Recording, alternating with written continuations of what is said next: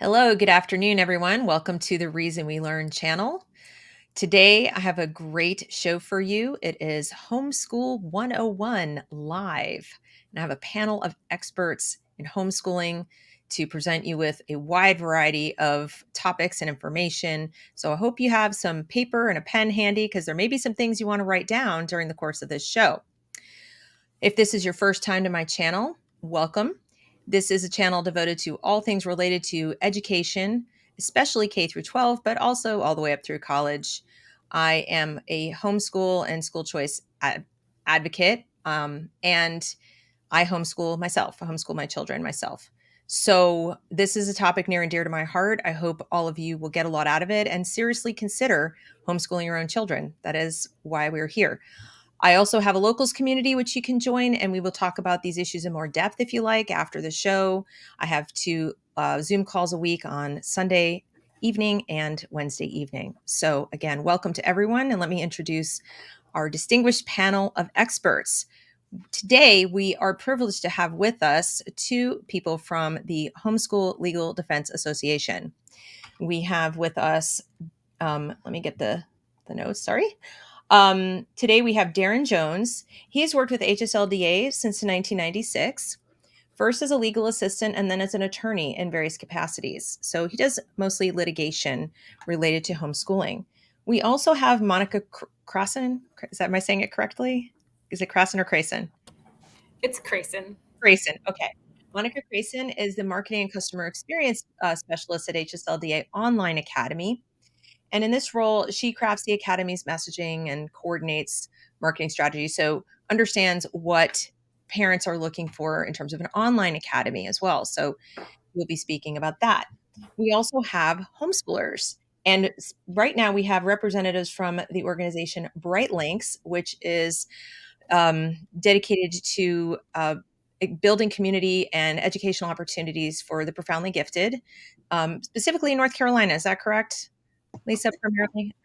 We work, most of our families are in North Carolina, but we do have a few families in South Carolina and a couple in California and some that have reached out from Virginia as well. Okay, very good.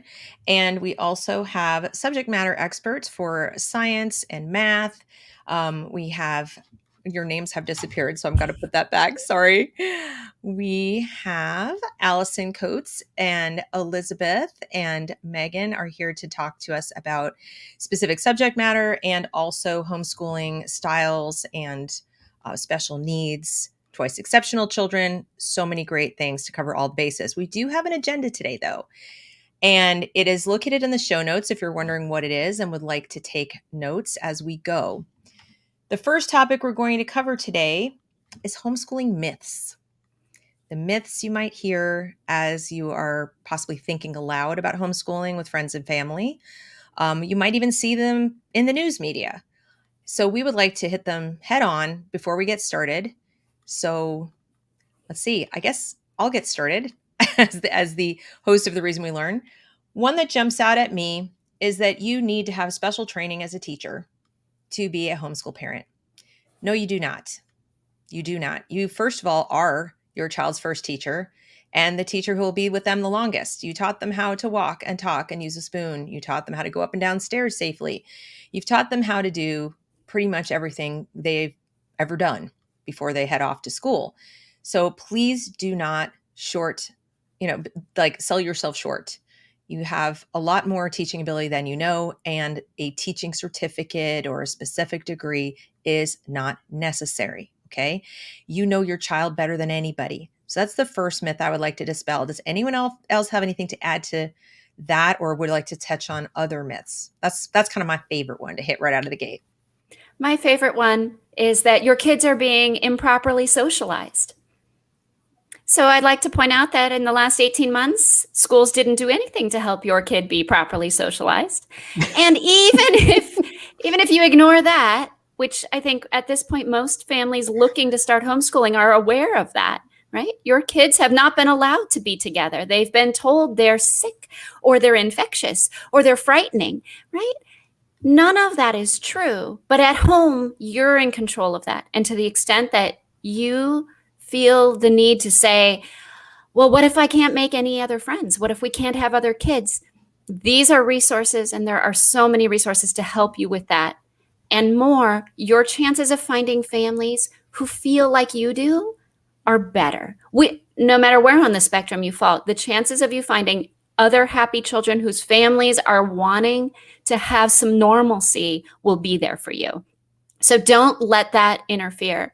And then in the course of this hour, we'll talk a lot about how you reach social development opportunities.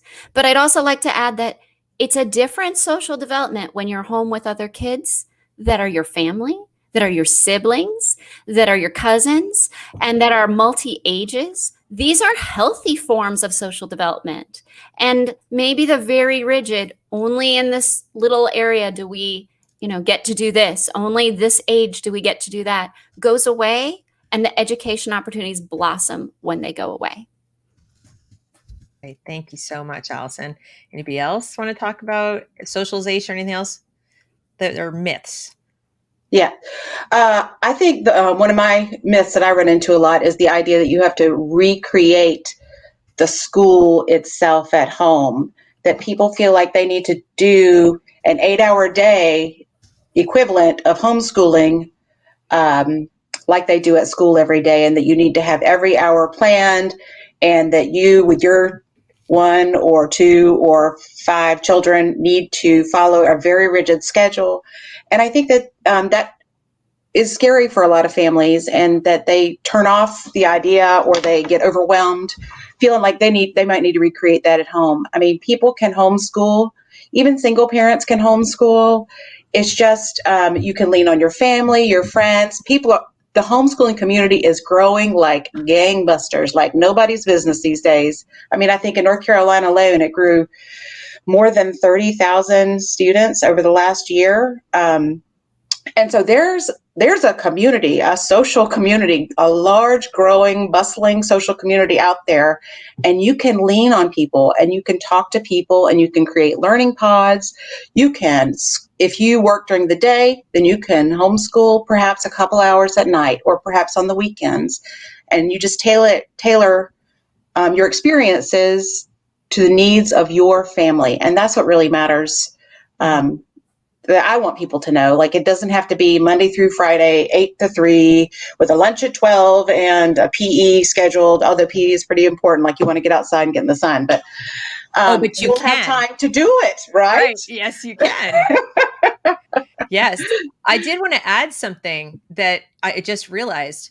We toss the word socialization around like we all have the same definition of it. And I'm a big fan of definition of terms.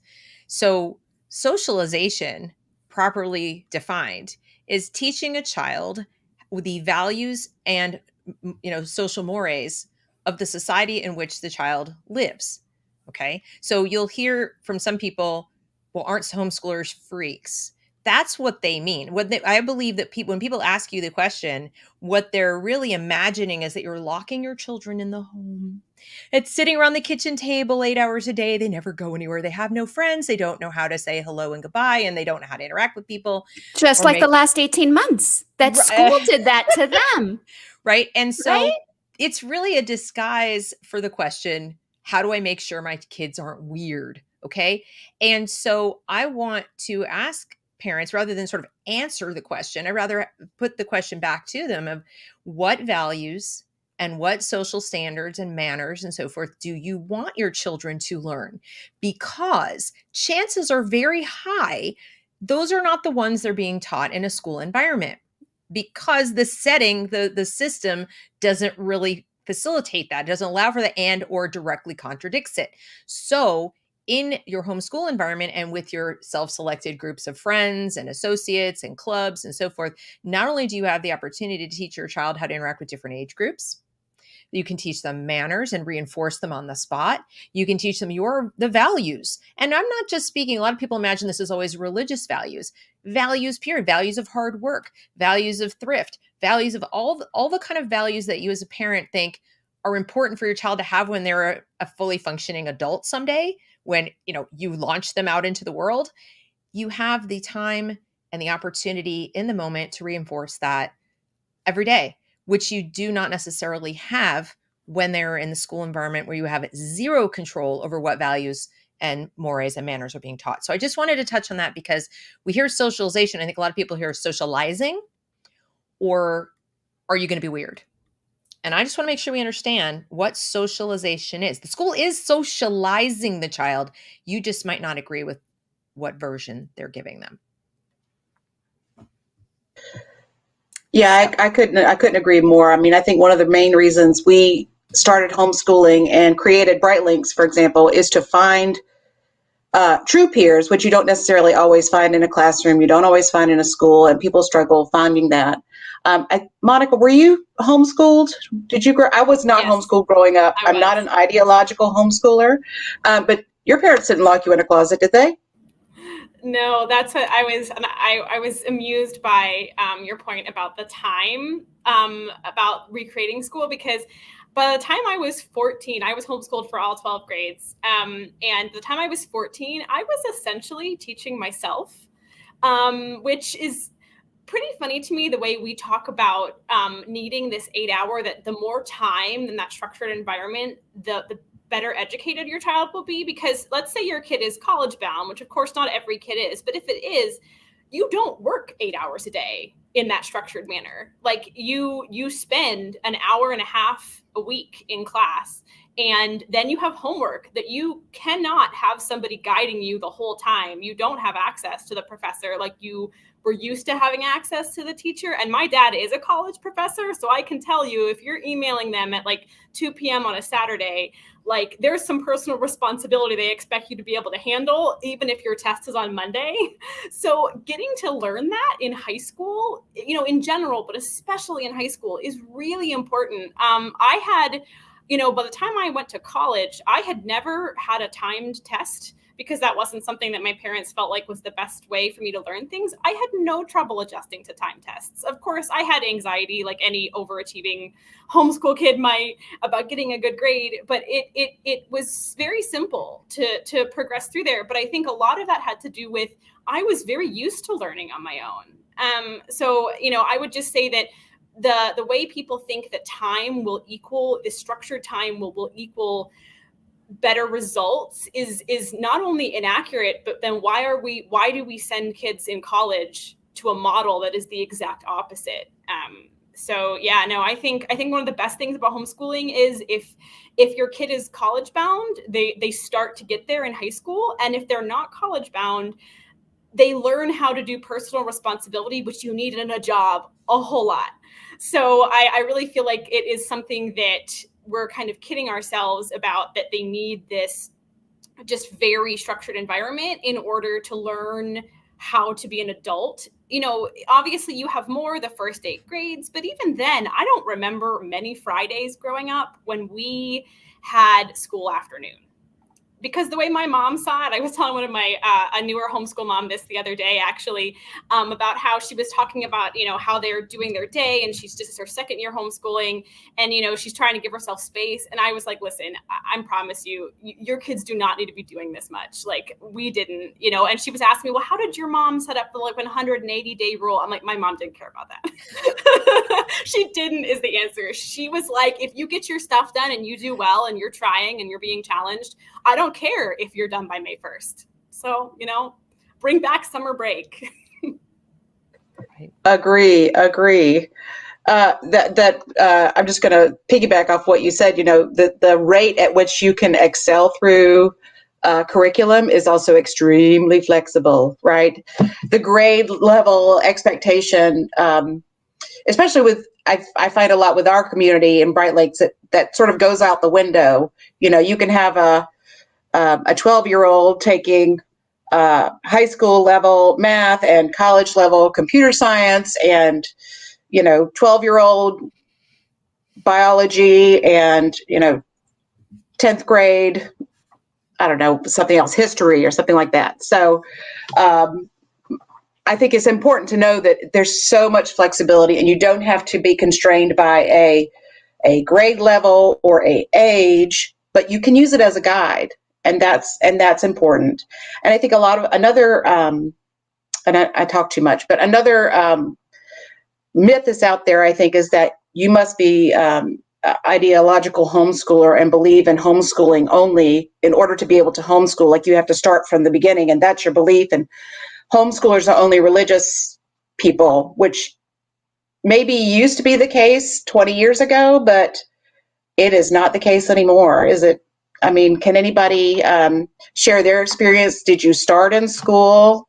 And where are you? How did you land in homeschooling? Just briefly, like, how, or were you smarter than me? Like, we stayed in homeschool, or we tried public school until about 5th grade, and then we finally were like, school's not meeting the needs of our kids, so we need to do something different. And so that's when we began, sort of by accidental or emergent homeschooling. I think that that's a thing that's happening a lot more, and that's why there's such a growth in homeschool over the last year or two. Mm-hmm. That brings up another myth, since we're still kind of in the myth section. I just wanted to touch on this before people answer. And that is that kind of, well, I've already committed, or my kid's already in the school, or, oh, they only have 2 more years, or, oh, well, you know what? Oh, they won't have this. And what about prom? And we're going to talk about all those things later. I'm not going to get into that, but I'm saying wherever you are in your education journey with your children, it's not too late. It's not too soon. It's not too late. There are people who tell me, well, you know what? Our elementary school's okay. So we're just going to do elementary school and then we'll reevaluate later. Okay. Or they'll say, you know, I've got it, like, cause I've got to send, I'll homeschool now, but I've got to send my kids to public high school. So I've heard both. There are a lot of kind of arbitrary structures people have in their minds about when it's okay or when it's not okay, or when I have to do this or have to do that. And they're not set by any kind of law. It's more like in their mind. Like I said before, well, I can't teach calculus, so I'll have to send them to the school for high school. Or I don't know how to teach somebody to read, so I'll send them in elementary school. And then once they can read, they can come home, So my myth that I'd like to bust is that you have to start at the beginning or forget it. It's too hard to pull them out, or are they going to hate me forever? Or, whatever. They'll never adjust. And my short answer to that is all false, 100% false. I've done both. You asked about what you've done. I was a teacher. I have a master's degree in education. So I knew before I ever had children, I would homeschool them. I'd seen on the other side and said, no, no, thank you. So I did. And we were blissfully humming along and everything was going wonderfully. And my kids were making fantastic progress, way ahead of what would have been their grade level. And unfortunately, due to family circumstances, divorce. Okay. If you don't agree in that situation, I would say you are in the narrow sliver of people who truly don't have a choice. Okay. And I was quite literally ordered to put them in school. So I did, very reluctantly, and told myself I will pay close attention. I will do my best. I will follow along. And it was horrifying. It was really, when you know better and you literally can't pull them out and you watch what they're not getting and there's no time to supplement at the end. And then I had to watch them be bullied and I had to watch all the psychological and social damage be done. It wasn't until my children were old enough to be able to assert themselves and say, I'm out, without then you'd be dealing with someone really forcing a teenager who could run away kind of situation. They came out. And so I had to sort of detox or de-school as best I could, even though I was also then subsequently required to use an online accredited homeschool program because that was the deal. But I found a fantastic one, which we'll talk about later. And so everything's going great again. So I guess it's not too late is my point. Even whatever your family circumstances are, you absolutely can do it. And there are so many people who want to help you. I knew where to go for help, but we're going to try to help you if you don't. And there's no start date, end date. That's a myth. Anybody else have any other myths? Do we leave anything out? Yes, Elizabeth. So I also just wanted to, two myths. First of all, I'm a certified teacher in New York. I'm a certified social worker in New York and in New Jersey as well. And my son went to a public charter school until about the 3rd grade. And when I told them we were going to homeschool, they told me that I'm not qualified to homeschool. And I thought, well, this is funny. Oh yeah, that's right. Yeah. but the objection was really just about the socialization. Even though I had the credentials, I had everything, you know, I had copies of it on record. So it really goes back, the resistance is the socialization. What are you going to be doing with your child all day? It certainly can't be richer, better, more appropriate than what we're doing here in school. So I think, and I do meet a lot of former teachers in the homeschool world. And I will say it took me some time to take the lid off of my expectations of what it means to educate a child. I really had to go back and sit, because I also thought we're going to sit down and we're going to work in, you know, 30-minute increments, and we're going to follow these subjects. And because that's how I worked for many years. And it was like a huge light bulb went off when I thought, this is really just about education. However, it is most suitable and most appropriate for any particular child. And then, you know, my whole schedule was blasted to bits, and, you know, just my thinking and my philosophy, everything shifted. So I'm always glad to see former teachers in the homeschool world and who are able to make that shift, because it's a big shift, actually. If you were doing that for a long time, it's kind of it's a monumental shift. The other myth I wanted to address is your child has special needs. They can't possibly be well suited, well educated at home. And that's just not true. And of course, since one size does not fit all, there are special need children in different areas of the country, in different schools, that maybe a particular program may work for them. Maybe somebody who has specific fragile medical needs, something like that, or things that I'm not even aware of. But by and large, you can educate a child with special needs, and you can do it quite well. And there is a huge community. There's so much literature. There's so much research that is accessible right now. It can be done, and it can be done quite well.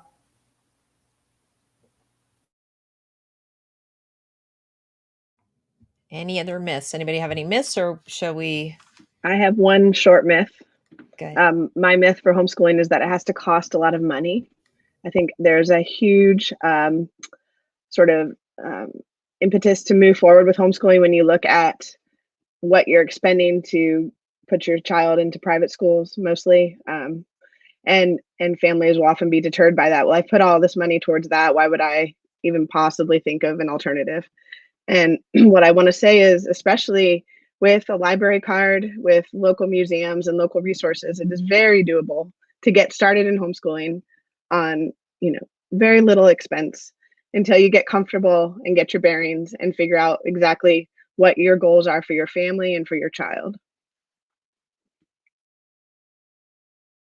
Thank you for bringing that one up. That one was like, right, it needed to be said. I think that there's a big fear or a big myth that people believe that homeschooling is an elitist or an expensive endeavor, and it's not. It doesn't have to be. I mean, there are expensive things out there, but you don't have to do all that. There are ways to be creative and innovative and do exactly the things that you said, and all you need is a library card. So yeah, I agree. Thank you for bringing that up. So should we move on to the next topic? Yep. Now as we turn it over to Darren, our legal expert and our getting started expert. So if you have legal questions, please, this is your time to possibly want to take some notes. Darren? All right, thanks. So I'm going to start off with the whole lawyer thing and say, when you're getting started, you really do need to take a look at what your state law says about homeschooling. And in some states like North Carolina, it's really quite simple. You do a one-time notice, and then there's certain evaluations that you have to do at the end of each school year, standardized testing in North Carolina. Other states are wildly different. So, for example, here in Virginia, there are a couple different options you can use. Some people just file with the school board and say, you know what? My conscience is such that I am religiously opposed to sending my kids to school. I will never do it. In fact, I would go to jail before doing it. Therefore, we are religiously exempt from compulsory attendance. And Virginia says, okay. Most homeschoolers here in Virginia would file a notice of intent like I do, and then at the end of the year do some sort of evaluation. And then you have states like Michigan or Texas where there's no requirement to initiate contact with the public schools, but you do have a list of required subjects that you have to do. And so you'll need to check out and make sure. And some of them are a little strange. New York, for example, requires drug education and traffic safety starting in kindergarten. And Texas requires a course in good citizenship. And so, everyone's got your basic, reading and arithmetic and history and science and stuff. But you need to check with what your state requires. And one of the easy ways to do that is if you go to our website, you can go to hslda.org/legal. And that will give you a nice color-coded map of what the state's regulations are, those that require some sort of notice, those that don't. If they require some sort of evaluation, we'll tell you that. So I will say this, even in the most heavily regulated states, Pennsylvania and New York, you can do this. It's just you need to file some extra paperwork and keep some extra paperwork. But it's not like it's hours and filling out IRS forms or something like that. We've got all the forms on our website for our members. It's something that's not all that difficult, but it is exceptionally important to do, especially if your child has been enrolled in public school and you're withdrawing them. Because if you just take them out and start homeschooling, there are a few states where that's fine. In most states, you'll probably find someone knocking and asking questions and wanting to know exactly what's going on here. So avoid those problems. Just make sure you find out what the law is and then follow it. Right. Okay. All right. So did you catch that? I want to put the banner up for hslda.org, and then you would do /legal. Is that correct, Aaron? Yes, that's right. Or you can just hover over the menu at the top where it says legal. And one of the options is for your state, the state homeschool laws. And we've got little short summaries, and we've got videos, if that's the way you want to look at it. And we've got longer 2 or 3 page summaries if you really want to go into detail. And then we've got a Facebook page where you can get in touch with us and say, hey, I'm starting, and we can send you to the exact page you need to go to. Right. I did also, for those of you who are either members of my channel or subscribers, there is a video in my homeschool how-to playlist that kind of walks you through the HSLDA website where I literally have a video on how to get started in kind of one step. And that is, I show you the screens, I kind of navigate through and show you where you can go depending on your interest. So if you need even a little more guidance on which part of the website, there's a short video that I did about that. So it is the most amazing resource. A contact of mine recently messaged me on Twitter and said she planned her entire year and got everything going by using just that website. Kind of like went through, got everything she needed, and is off and running. So fantastic, fantastic resource. Thank you, Darren. Yeah, I'm going to go out on a limb and say HSLDA is a must-have for homeschoolers, especially now. I think it was good to have in the past, but it's going to be important to have in the future, I think, and in the present. So we also, BRIGHTlinks also links to HSLDA on our website as well. Right. And please become a member of HSLDA. There are more resources than just what you can get for free, and they are well worth it. This is one of the least expensive ways you can support yourself and your children, and it pays for itself right away. I mean, first of all, you should support the work, in my opinion. You should support what they're doing, because if you need them, they will be there, and it will save you a lot of heartache. So please do also join as a contributing member. All right. Moving along to our next topic, we have curriculum box versus a la carte. We get to talk about curriculum. And so let's get started. I think, Allison, you were going to speak to the math piece, or just in general. I'm going to talk about the general, and then I'll talk a little about math. So as a new homeschooler, you may be thinking, well, what in the world do I do? How do I find material for 6 subjects or 8 subjects? And so I'm going to start with, if you're the type A person who really does want to make sure you're hitting everything and you want to know what you should be doing, there are resources for you. And if that's not your style, there are resources for you if it's not your style. But, several years ago now, there was a gentleman named Edie Hirsch who wrote books that were actually called What Your First Grader Needs to Know, What Your Second Grader Needs to Know. There's one for every grade. And he started an organization called Core Knowledge. And his point back then was part of what became the charter school movement of building core knowledge charter schools, of trying to move people to say, this is a body of content knowledge. And so if you want a body of content knowledge, you can find organizations that are producing a whole body of content knowledge. Core Knowledge still does that for grades K through 5 and some through 8. You can find all of those resources for free and download them. You can go read what Hirsch said every child should know at a certain grade level. There are available to purchase entire curriculum from handwriting, spelling, grammar, all the way through to science and history for every single subject in a box, literally. There are religious versions of these. There are secular versions of these. If you're a Catholic, if you're evangelical, if you're a Christian of some kind, if you're Jewish, all of them exist. And so part of it is actually, once you start looking, you're overwhelmed by how many materials are out there instead of feeling there must be a paucity of them. But they are available. And if you're starting and it's August 28th and you don't know what to do, I wholeheartedly recommend you say, okay, I'm gonna invest in one of these. Which one should I start with? So the other piece of that is there are probably local resources, and we'll talk more about them later, whether they're email groups, co-ops, your own church, where people are already homeschooling and would be happy to say, here, look at my box. This is what it looked like, and you can just page through it and see if it's something comfortable for you. In certain towns, and we're totally blessed in the area of Raleigh, North Carolina, to have an organization that's a bookstore called the Homeschool Gathering Place, which sells homeschool materials, new and used. And the people there will just walk you through. Literally, you walk in and you say, I don't know what to do. They will sit and start working with you and find something for every subject that you want. As you get more comfortable, though, or if your kids are already not really at school level, at that grade level and everything, or maybe you have one that you're worried is a little behind or one that's ahead, you can start to move away from the whole box to a la carte or subjects. And so there are other organizations and publishers who publish by subject. And some of those include the Well-Trained Mind Academy, which has books that they sell.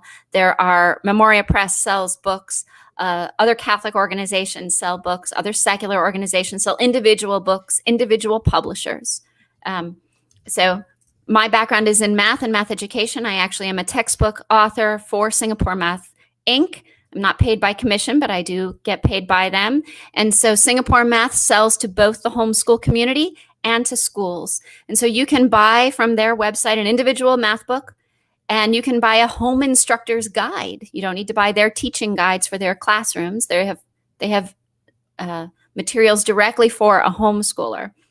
And those books are for grades kindergarten through 5 that they have materials for that are written like that. There are certainly, one of the things as you get your bearings is to realize you can make your own curriculum.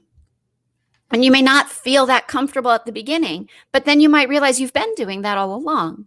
You use literature, you read the books that you guys want to read. Maybe you use that as a starting point to go off and go research or go study a particular moment in history or a particular scientist.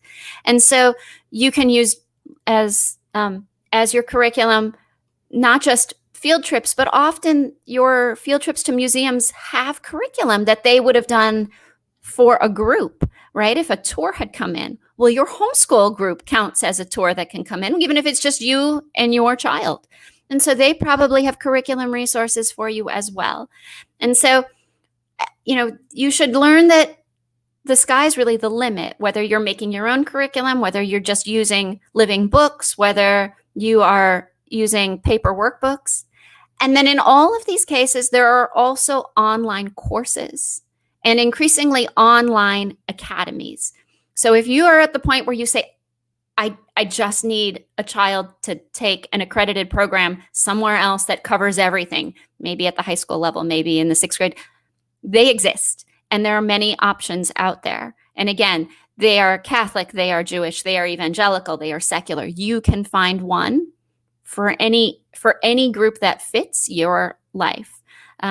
So some of those resources in language arts are the Well-Trained Mind Academy again, and the Royal Fireworks Press has a series that's written by Michael Clay Thompson. So these are books, but there are also online courses. In mathematics in particular, there are a lot of courses for elementary, but by the time you get up to pre-algebra and above, there are some other choices out there, including the Art of Problem Solving, which has books, and again, also has online courses. And so while you're feeling nervous as you get started, realize you can fit inside a box as much as you wish, or you can start to move outside that box as much as you wish, and you can find what works for you. And so, in our family, we've been homeschooling for 5 years, and we've had every year it's different. Sometimes we use pre-written a la carte curriculum. Sometimes we don't. Sometimes I make our own. That's okay. And I can change every year to adjust to my children's needs. So I would like to start with that. I'm happy to answer any more individual questions that come up in the chat about mathematics in particular. But I'm going to stop there and let Monica talk a little bit because she knows something about online academies. Thank you, Allison. Yeah, so the Academy at HSLDA Online Academy, is something a little in the middle of all of the things that Allison just described. So we are not accredited, and we are not, it would be challenging to just go, I am going to have my kid take all of my classes at HSLDA. In theory, you could do that, but that's not really why we exist. We primarily offer high school classes, a couple 7th and 8th, but we're mostly there for high school as a way to kind of support homeschooling parents through high school. Because we noticed, we've been around for about 10 years now, and we originally started to provide AP classes specifically because this was something that we really felt like homeschoolers didn't have access to, and we wanted to make sure that they could use AP classes if that worked for their family. And then we added more as we saw people really liked this model that we had, because we really function more as like a co-op. We call ourselves an academy, but we really are kind of online co-op. So most people use our classes is they take 1 to 3 classes with us and they fill in gaps. So maybe, like Allison, the mom or the dad feels really competent teaching math, but less competent teaching, history or something like that. So then they come to HSLDA and they can take a history class with us. And all of our courses have live interactive instruction. So there's a lot of great places that will offer you self-paced, which sometimes works really well for families. Again, it depends on your student, but we feel we've never gone that route because we feel like this is the best way to do online education is with this live component, because it allows for more student interaction with the teacher. It's really a very lively kind of relationship between student and classmate and curriculum and things like that. So that's kind of where we fit there. So we offer, over 40 courses. And again, some of them are 9th grade level. Some of them are all the way 12th grade AP. It's a way to kind of keep that flexibility in place, because as we've kind of talked in different ways here, that's a major reason people homeschool, always have, but I feel like that's only gotten more so now because people are just so tired of having to do it the exact same way. So sometimes parents will come to us, maybe their kid is headed into 9th grade and they're worried that in using an HSLDA class, they're going to lose that ability, or even if they're not choosing HSLDA, maybe they ask us some questions and they're considering the online route in general. We try to build that flexibility in because we're really there only to support the parent in whatever way they need so that they can continue homeschooling and not feel like they have to do everything on their own. Maybe you live in a rural part of the country and you don't have access to a really vibrant co-op, or maybe you do have access to a really vibrant co-op, but they don't offer pre-calc. So that's kind of something that you can really get from HSLDA Online Academy. And again, all of the classes, it's a la carte. in the sense that it's individually priced. So whatever you need, you can kind of go from there. And it's really off because we want students, as many students as possible, to have, and families to have access to just this high quality instruction. All of our courses are reviewed by the academic team. And it's really intended as just kind of a further outreach of HSLDA to parents, and it's grown, like, generally large. It's grown a lot in the last 10 years, but especially in the last year, we have grown a lot, as you might imagine, along with the rest of the homeschooling community. But just a way to kind of help parents see that, there is a support system for you. You really don't have to feel like you have to reinvent the wheel all the time. And in a lot of ways, most of our teachers are homeschooling moms themselves, and some of them still have students, but a lot of them have graduated students, and they just want to still be involved in the homeschooling community. So it's why I kind of call it an online co-op. It allows for parents to kind of still have that homeschooling experience without having to with more choices. So it's really something that we're really glad to be able to offer to families, because I know that when I was growing up, my mom always noticed that high school was when a lot of people dropped off. They just felt like they were incompetent at the subject. They felt overwhelmed. What if I can't get into college? Well, fortunately, and we're not the only academy that exists. Like, and I can't speak to how flexible the other ones are, but I do know that this is possible through high school. There's tons of resources out there. And so we're just really glad that this is another one that families can use.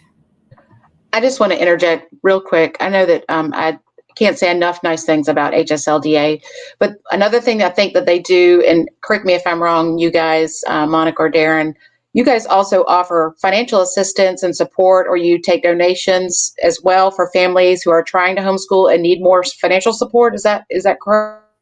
Yeah, I can talk to that just a little bit. One of our arms is called HSLDA Compassion, and that's designed to help families. Maybe they need some help buying curriculum. Maybe they just need a grant to make it through. Maybe it's a single parent. We've got one fund that's devoted specifically for widows, widowers, and single parents. So you can give to just that fund. We've also got an emergency one. And so this one, a hurricane comes through, like is happening down south this weekend. Your basement gets flooded and you lose curriculum. We have grants that can restore all that curriculum. And that's kind of the fun part of HSLDA, honestly, is when we can help families like that.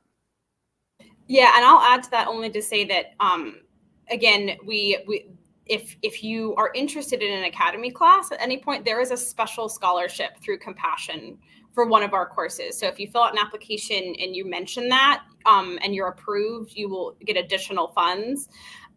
Because again, we understand that there is an upfront cost to our courses that can feel very jarring initially to families, because it costs more than what a lot of them can manage. So we worked with Compassion to try to start this so that we could offer these courses to even more people, no matter what their income level is.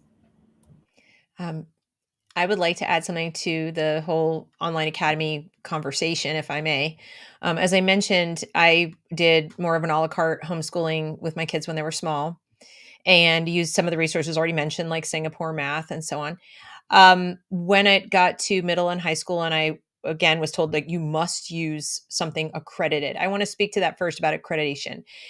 You who are not being forced by court order, okay, you do not. Accreditation is something the government does. It doesn't necessarily mean anything about the quality. In fact, if you want something truly independent and completely transparent to you, the parents, I personally think you'd have to look pretty far to find one that's accredited and gives you that. Fortunately, I did find one, and that is the program I use is called Williamsburg Academy. They're out of Utah. It's secular. It's not religious, but they are based in Utah. And you can a la carte things similar to what you can do with HSLDA and fill in gaps, or you can do self-paced courses or instructor-led courses. They do call the instructors mentors because you spend most of your time offline and you only spend a couple hours per class online getting your instruction, and then you do most of the work on your own. But it is, for me, been a godsend, really, because I can check off that box that I have to, and yet I still have complete transparency. I see the full syllabus and every single assignment and all the books and all the materials the full semester in advance. So I can preview everything, and I can follow along by watching recordings of every single class. I can sit and look over the shoulder, and I can also communicate via email to every single teacher, and I get a response sometimes within hours, but usually within a day, which is really hard to find in any other educational setting. Okay. It's probably similar in HSLDA, where you have more transparency, you have more access as a parent to what your child is learning, even if someone else is doing the teaching. The other thing I'll say about online is, if those of you are hearing online and thinking, oh no, not again, we just did that for a year, it was terrible. Virtual learning and online academies are not one and the same. Okay, first of all, there people who have been doing this for a long time and who understand the medium and do it right can really help your student. It is still not for every student, okay, but it is for many more students than what you were seeing coming out of the let's just stick a camera in front of the teacher on Zoom and pretend it's school. That is not online learning. That is not how it's supposed to work. When you understand the medium and you understand that you still need to give kids books to read, and you still need to have them do offline writing assignments, and you still need to have them learn in more traditional ways, you're just interacting with a human and with other classmates to have discussion.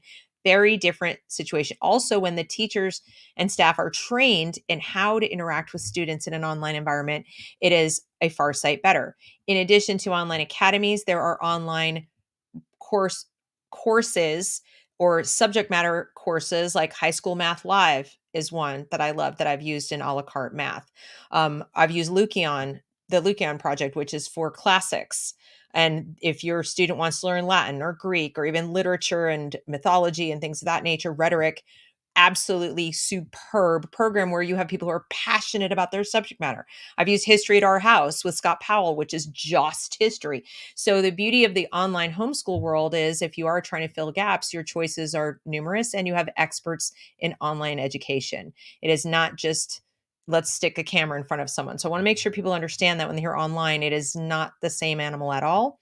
And the final point I'll make about that is, having gone from a la carte in person with young children to online, is if you are starting with your kids young, you're giving them the gift of being better suited in high school to be prepared to do this kind of work. Because again, it's similar to college. They learn how to be more independent at a younger age. They're not, led by the hand every single minute of their young life in elementary and even some in middle school. So if you do need to fill in gaps like math and science when they get to high school, they're already prepared to guide their own learning. They're already prepared to interact with an adult mentor or teacher in an online environment in a more mature manner, where they know they have to send an email to ask a question. They know that they've got to be responsible for their own learning. And that really is a big part of being successful in an online academy, is being self-motivated and self-directed. So doing that for your child when they're young will give them the skills. Not to say you can't transition. Look, I had to pull my kids out of school and kind of do some deschooling to get them there, but they bounced back pretty quickly because the experts on the other side knew what they were doing, and they understood who was coming in. And that's something else that they know, that not every person coming into their online academy is coming straight from homeschool. So I just wanted to add those little tidbits for those who might be concerned. And yeah, those are all great tidbits. I couldn't have done my science or anything over the last 2 years, though, if I didn't have my people like Megan Reeder down there and Allison Coates helping me with their mom expertise, their education amazingness. So I'd like Megan to talk a little bit about her resources, if she will. Yeah. So, excuse my frog. I think sort of the point I want to bring up, if we're going down the path of science, is the moment that you've decided that we are going to homeschool, and the moment that you say, okay, now what? Because I think that's a really important moment. And I think oftentimes, like Deb brought up, that maybe deschooling is a really good idea, especially when you think about things like science, because it's so constructed in almost in a non-scientific way in a school setting where everything is supposed to work out. Everything is designed to be, you put you follow these 4 steps and it's going to work, and that's science. Well, science isn't just about doing 4 steps and fitting it into a 30-minute period. Science, I think done right, is an opportunity for a child to really truly explore things that interest them. And to that degree, it might be exploring nature, going on walks together. It might be finding materials, reading materials, and finding a subject that really interests someone, and then pursuing a path based on that.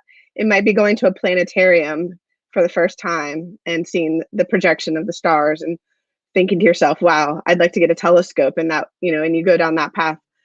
It doesn't necessarily mean buying curriculum and sitting and doing science curriculum together.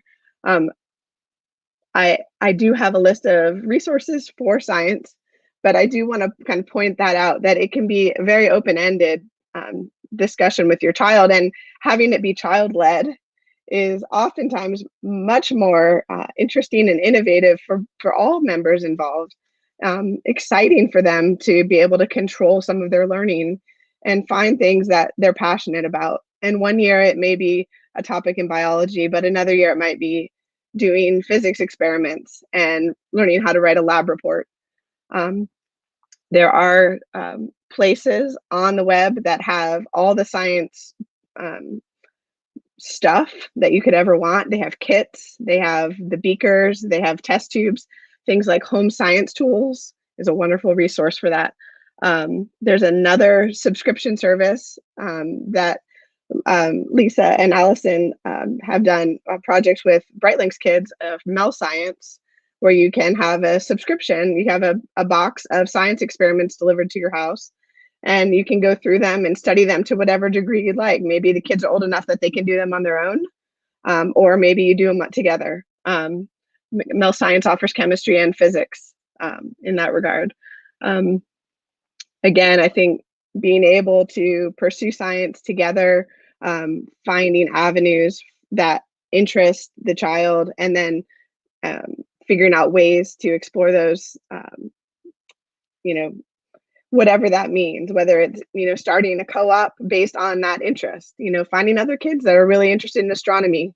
There are groups that meet together once a month to look at the stars, and you can learn so much from experts that do this regularly. So I think when you go, maybe it's a little bit different than math, for example. Science can be something that a child can really be invested in and can take the lead on. And I think that's a really exciting part about homeschooling.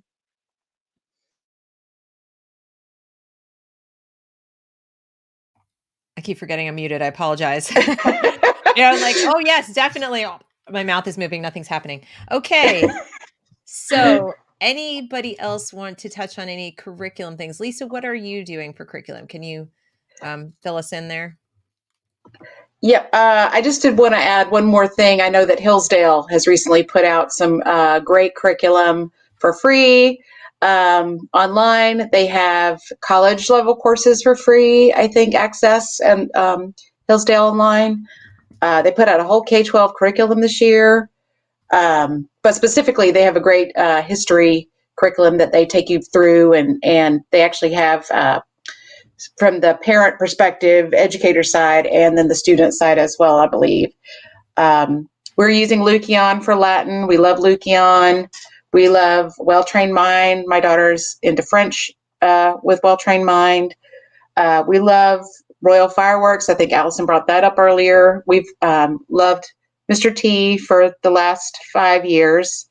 He is a gem, a treasure.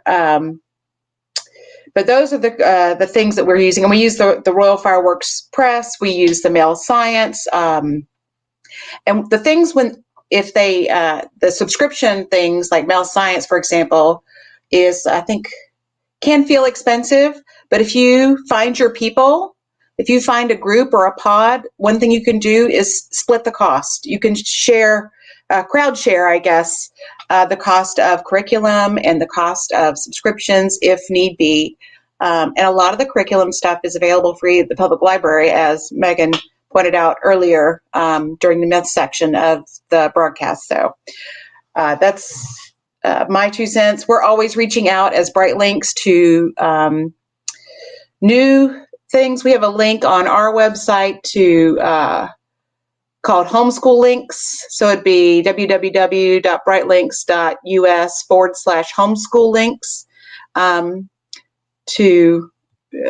for families who have they're searching for links to curriculum for their gifted children, and it also links to HSLDA and some of the talent search organizations that are also a great resource to have for enrichment and so forth. So that's what I would say about that. All right, fantastic. All right, so now we're going to move into talking about One more thing to say. I Oh, I'm forgot. sorry. Let me Yes. just say very quickly. One of the people in the comments asked about Braille and visually impaired curriculum and what can be done. And so it will depend on your state, but I know 2 people here in North Carolina who are visually impaired, one severely so, and their mother has successfully homeschooled the whole time. Now these children have a particular kind of visual impairment that it doesn't have a lot of other learning disabilities associated with it.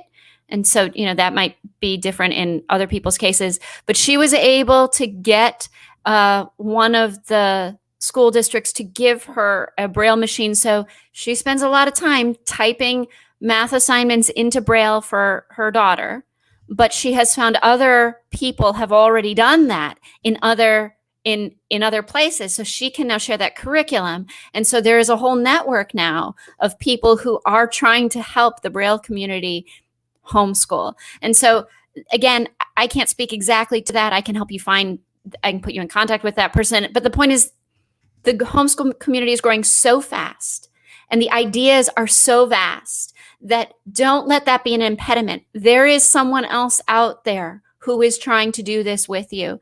And so you are not walking alone. And BRIGHTlinks would help you, Deb would help you, HSLDA would help you. There are other resources out there. So it is totally possible. And in many cases, depending on the state, there are even rules that the state has to pay for some of those special ed resources for your child. I know that not every homeschooler wants to get involved with the state and ask for things like that, and there are good reasons. But on that balance, it turns out that in some cases you may be legally entitled to receive the money to pay for those services without having to receive those services from your public school. So, it might be a worthwhile time to go back and ask HSLDA what they know about your state. But I do know that, yes, it is still possible. All right. So more specifics I can give after, but I just want to make sure that commenter got to hear that answer. Thank you very much. I appreciate that. Mention just real quick, Darren, with regard to IEPs and from a legal perspective, each state is different, right? As to whether you can get money for homeschooling, or whether you have to have the IEP first, whether you don't. Is that correct? Yes, each state is different, and that's something, in fact, sometimes it may depend on school district by school district, because a lot of states kind of leave it up to the individual schools or districts. There are some where you just plain can't get anything from a public school except, the initial evaluation that everyone's entitled to. And then there are some that are very welcoming to homeschoolers with special education students. So that would be something to talk with us on a family by family basis. Okay. And I think someone is asking too, Jason says, 2 of my children are in special ed here. Should I be concerned? And I mean, my 2 cents is that IDEA is not being observed, period. So yes, Right. Any parent with a special needs child should be concerned immediately. I would say that take a careful look at our website for starting homeschooling, because there are a couple states, I'm thinking Pennsylvania specifically, in North Dakota, where the rules are slightly different for teaching special ed students at home. It's legal everywhere, but at least those 2 states, maybe a couple others, add a couple hoops to jump through before you can start. Okay. Okay, great. I just know that with money, sometimes they want you to have the IEP in place from a school, which seems to mean you have to go to the school first, which I think is really unfortunate. I don't think you should have to do that. Okay, great. Oh, I'm sorry. I got the Mr. T resource wrong. That one is at BRIGHTlinks. I am so sorry. Here we go. All right. There we It's go. at rfwp.com, I believe. Is it RF? Oh, that's wrong. That's BRIGHTlinks. I apologize, guys. There's so many different pieces We of have a link to it. That's okay. We have a link to it on our website. Okay. But So all this is a perfect segue into our next segment, I guess, right? yes, it is. Next segment. So are we still, where are we now? We're moving on to special needs and 2E. Yep, Elizabeth. that's what I thought. Yep.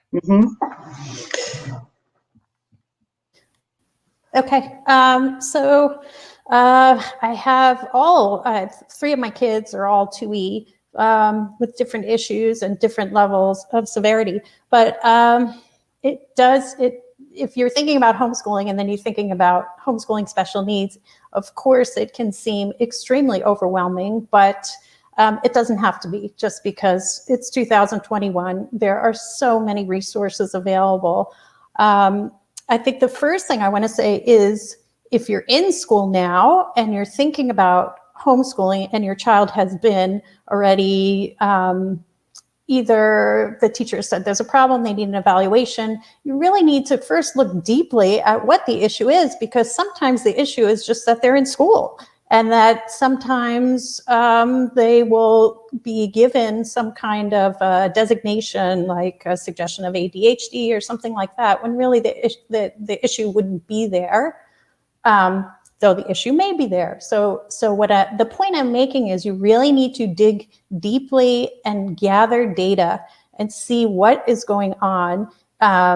There may be an issue that the school might be able to help with, but very often, I think as Deb said, that IDEA is often not observed, or in the case of my son, when he showed up in first grade, they said he was too smart to have a disability. It's not possible that somebody who is, able to do math several years ahead, he can't possibly struggle with writing. It's just simply impossible. Which is really just, that kind of thinking is so incredibly out of date.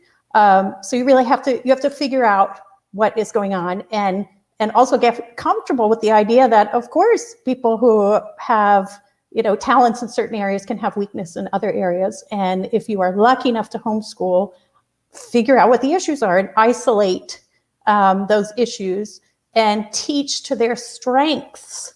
I think one of the problems that happens with special needs children in school is it becomes all about the weakness, which is kind of a terrible way to live. We're going to spend, they'll spend hours telling a child what's wrong with them and what a drain your child may be on the teacher. And in all honesty, the teacher may have her hands full and it may be challenging to provide the needs for all the children.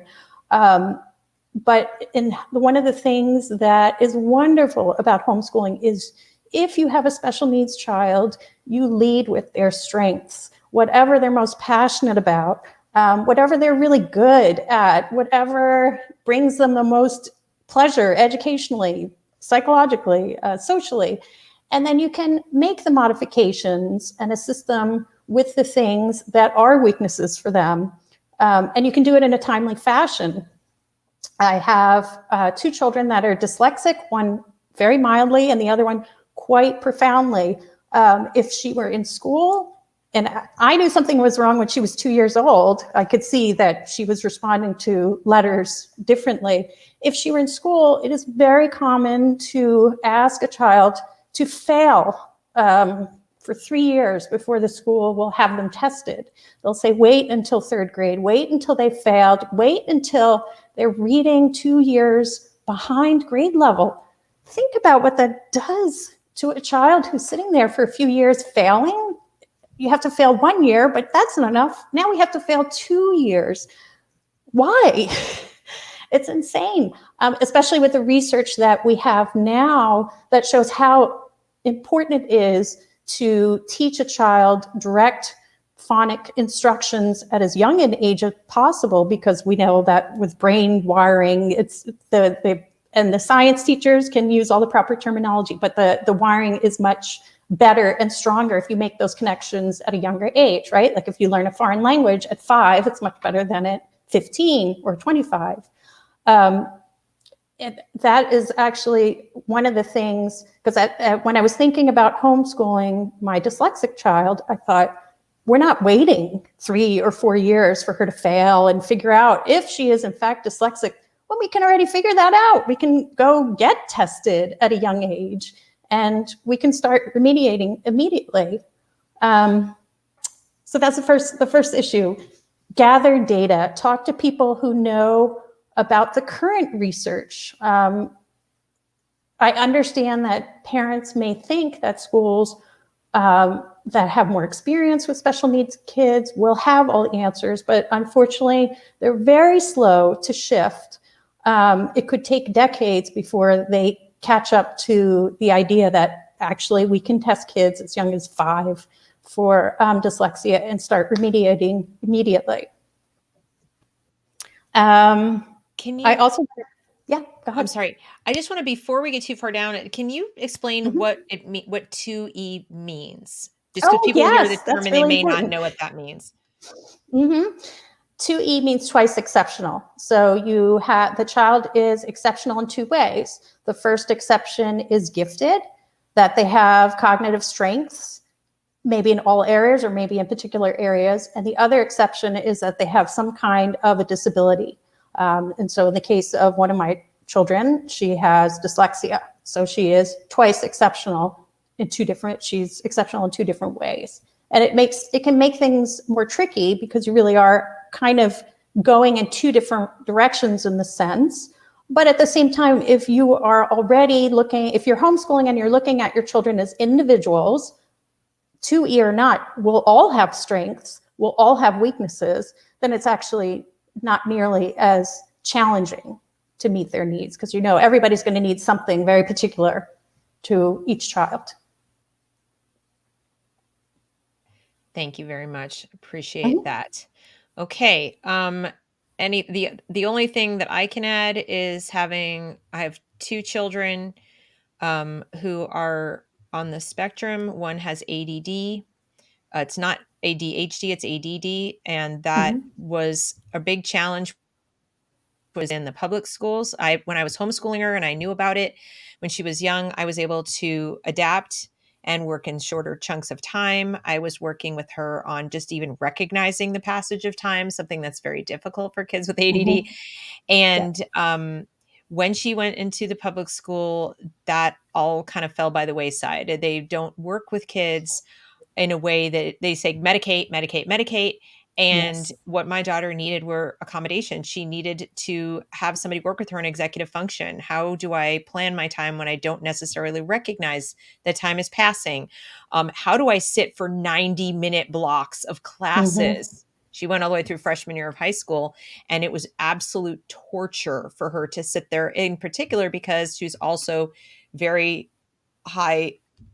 I know people don't like the word high IQ, but I'm just going to use it. I mean, she is, in terms especially verbally gifted, and sitting in her honors English class for 90 minutes, listening to audiobooks at a level probably 4 grade levels below where she was as close to physical torture as you could get for somebody in that situation. She was getting punished all the time for reading in her desk. So she's reading her own books in her desk and getting punished. So, these kinds of things I just didn't really accommodate at all.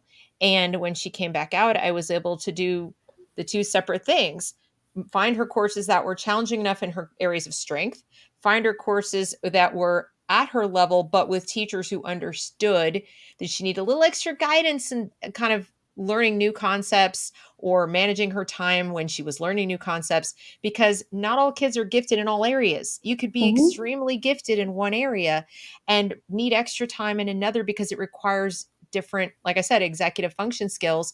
And homeschooling has enabled me to customize how we address that. She can zoom on ahead in her reading and go slower in math and get a tutor like Allison. to help her. So I just wanted to add that because at all ages, it can affect them at all ages. And the school didn't pay attention. She had a 504. The school told her to her face they were ignoring it. Now, 504 is not quite as severe as an IEP, but they said, if I don't have the time to do what you need me to do. And they moved her seat. One of the requirements was that she had to sit near the front in her math and science classes. And they rearranged the room such that she was sitting in the back by a window to the side, not facing the teacher. And no matter what we did, they wouldn't change it. So, you know, what are you going to do then? There it is on paper. Are you going to hire a lawyer? It can be kind of challenging. So. Oh yeah, it can be very challenging. Yeah. Go ahead. That was it. I just wanted to add that. I just, if you want to continue to the next topic, that's fine.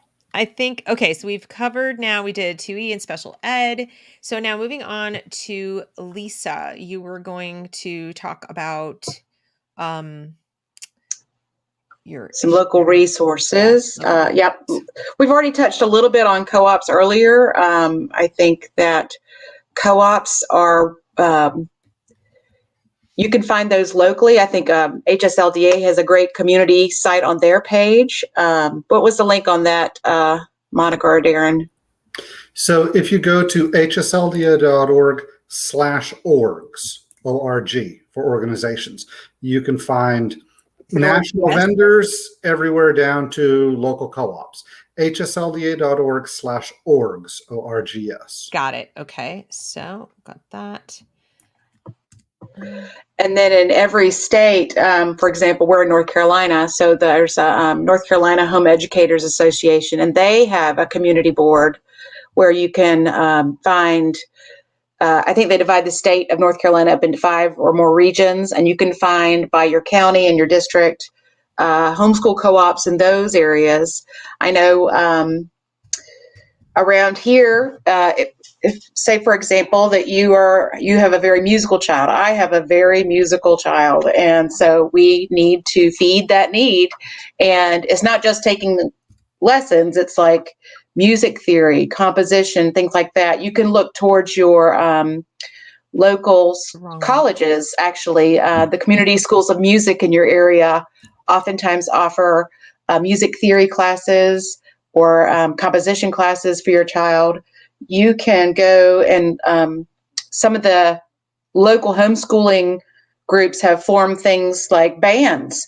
So here in our area, we have the access to something called a group called the Capital Christian Homeschool Band. And they're a wonderful band. They do for homeschoolers, the beginning, concert, wind ensemble, and jazz band. And they're excellent. And my daughter plays the cello. She is working with the Raleigh Music Collective, and that's a local group that also works with Refugee Hope. So they do nonprofit work for supporting refugees and their music, as well as the homeschooling community, and they take non-homeschoolers as well, but they have an orchestra and lessons. There are other options like the Triangle Philharmonic, who you can participate in an orchestra in as well. I mean, there are options out there if you just look in deeper into your state or into your area. We have on our website, we have brightlinks.us/resource links that can point you to some local resources for talent searches, for other links. I talked about homeschooling links earlier. I'm trying to think. Also, you want to look locally at, I think we talked about museums and zoos and aquariums and your state parks. And for sports, look at your local Parks and Recreation Department. Look at if you live in a neighborhood that has a homeowners association and a pool, you might have a swim team that has a homeschool swim team. If there's a gym, if your daughter or son is into gymnastics, you can look online at your local gyms in your area and see if they offer homeschool gymnastics for your student. There are soccer leagues, there are fencing leagues, there's even the Triangle Rowing Club in North Carolina. So if you want to do crew, you can. It's in Southern Raleigh. There's just all kinds of things out there. I suggest that people think about what their child enjoys and is passionate about and needs, whether that's music or sports or art or some combination thereof, and search it up on DuckDuckGo and see what's in your area. Even by city around here, we have, Cary homeschoolers, we have Wake Forest homeschoolers, we have Raleigh homeschoolers. So the names aren't terribly strange. I mean, you just homeschool, you search those two things together and you'll find co-ops. The Meetup app oftentimes has access to these homeschooling communities. I think Holly Springs homeschoolers uses Meetup.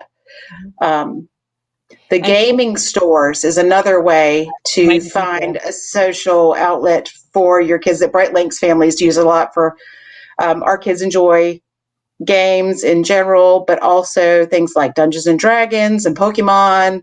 Those places are a great resource to have in your pocket, and oftentimes they are free and lovely. So what were you going to say? I was just going to say, one way you can also check for these is on Facebook. It is one thing that Facebook is still decent for, is for groups. So you can go to the group section and see if there's a group. Now, of course, you have to preview the group and see if it's, something that you want to join, or they're members in your neighborhood. Are you like-minded? I mean, there are groups for just about every conceivable type of homeschooling you can think of. They're even sometimes by style, which is something we haven't talked about yet. But I know here in Charlotte, there are many, many, even by region of Charlotte, because Charlotte's a pretty big area. And my daughter participates in something called Social Dance, which is a group of, I think it's hundreds of homeschoolers from all over the area, meet every other Tuesday and at an event hall. For a while it was at a church, then COVID, then it was outside at a farm, then it was back inside. And there's somebody who's taken up the charge of sort of teaching them different forms of dance, usually like sort of swing and that kind of thing, and ballroom. And the kids go and they have a great time, and it's nice, clean, fun dancing, and they get exercise, but they're also socializing. And this is where the older teenagers go. But also my kids have joined local things where one girl wanted to have a sketch club. So Right. she just created a sketch club and put it out there for other people to join on Facebook. They met up at a local cafe, and they would sit with their sketchbooks and chit chat and sketch together. So if your child, especially your preteens and teens, have an interest and you don't mind organizing a little bit, and either using your own living room, or of a church basement, or you don't mind meeting up at a coffee house, you can schedule events where they just get together and have a smoothie or whatever. It doesn't have to be so formal or around a formal activity. And some people say, well, why do we parents have to organize it? Well, because it's social media. And that's the reality of life, is that we do need to get involved a little bit more. We do have to be a little more proactive, but I don't look at it as a negative. I look at it as a positive. I'm, first of all, teaching my kids how to use social media safely, because we do it together. We look at things. I tell them how to judge whether something is a good resource or not. I physically go and take them there. I can meet the other parents. I can meet the other kids. I know who they're socializing with. And in today's day and age, it's just something we need to be able to do. And it doesn't stay that way. Once I've met everybody and I know what's going on, I just drop off, but it's a nice thing to do. It's also nice for you, the parent. We haven't really talked yet about supporting yourself through the homeschooling journey. And I did want to just quickly mention that, because it's kind of part of activities. This is where you, the parent, gets to meet other parents in homeschool groups. When my kids were very small, I created a preschool homeschool play group, because I wanted my kids, when they were homeschooling and doing their more, academic things or going to the nature center, I wanted them to already know some kids. So even though we weren't legally homeschooling yet, they were, 4, we still got together every week, and it was mostly for the parents to talk about what we were doing. Have you looked at this curriculum? Have you done that? So if you have very young children, even if your older kids are already doing something, you can start a play group, and you can meet other parents. And the beauty of that is now you're building community of your own. And you can and you're building a social network for your kids from the very beginning. And these can be your helpers if you have that sick day, or you have that, my mom is in the hospital and I've got to go take care of her, but my kids are here. Can one of you help me? I'll take your kids for the day. We'll go through the math together. And then when you're ready, we'll come pick them up, whatever. Like we used to do, back in the dark ages where people talk to each other. So Right. I try to add a little levity to this because I think sometimes we talk about this in such sort of formal ways, but what we're really talking about, you guys, is we're talking about being a community of parents who are taking charge of our children's education. And the only difference between us and the school parents is that we are hand selecting who their teachers will be, for each subject, how they will learn the subject, how it will be tailored to their needs, how they'll spend their day, when they'll eat, when they'll sleep. We are just continuing to parent them through their school years to a greater degree than we would if we dropped them off at 7 in the morning and picked them up at 3 in the afternoon. That's it. Yep. That's it. We're not doing anything magical or specialized. And once you make that mental leap to, oh, you mean I'm just doing what I've always been doing at a more involved level? I can do that. Yes, you can. Right. Exactly. So I just want to add that these activities, sometimes you can make them.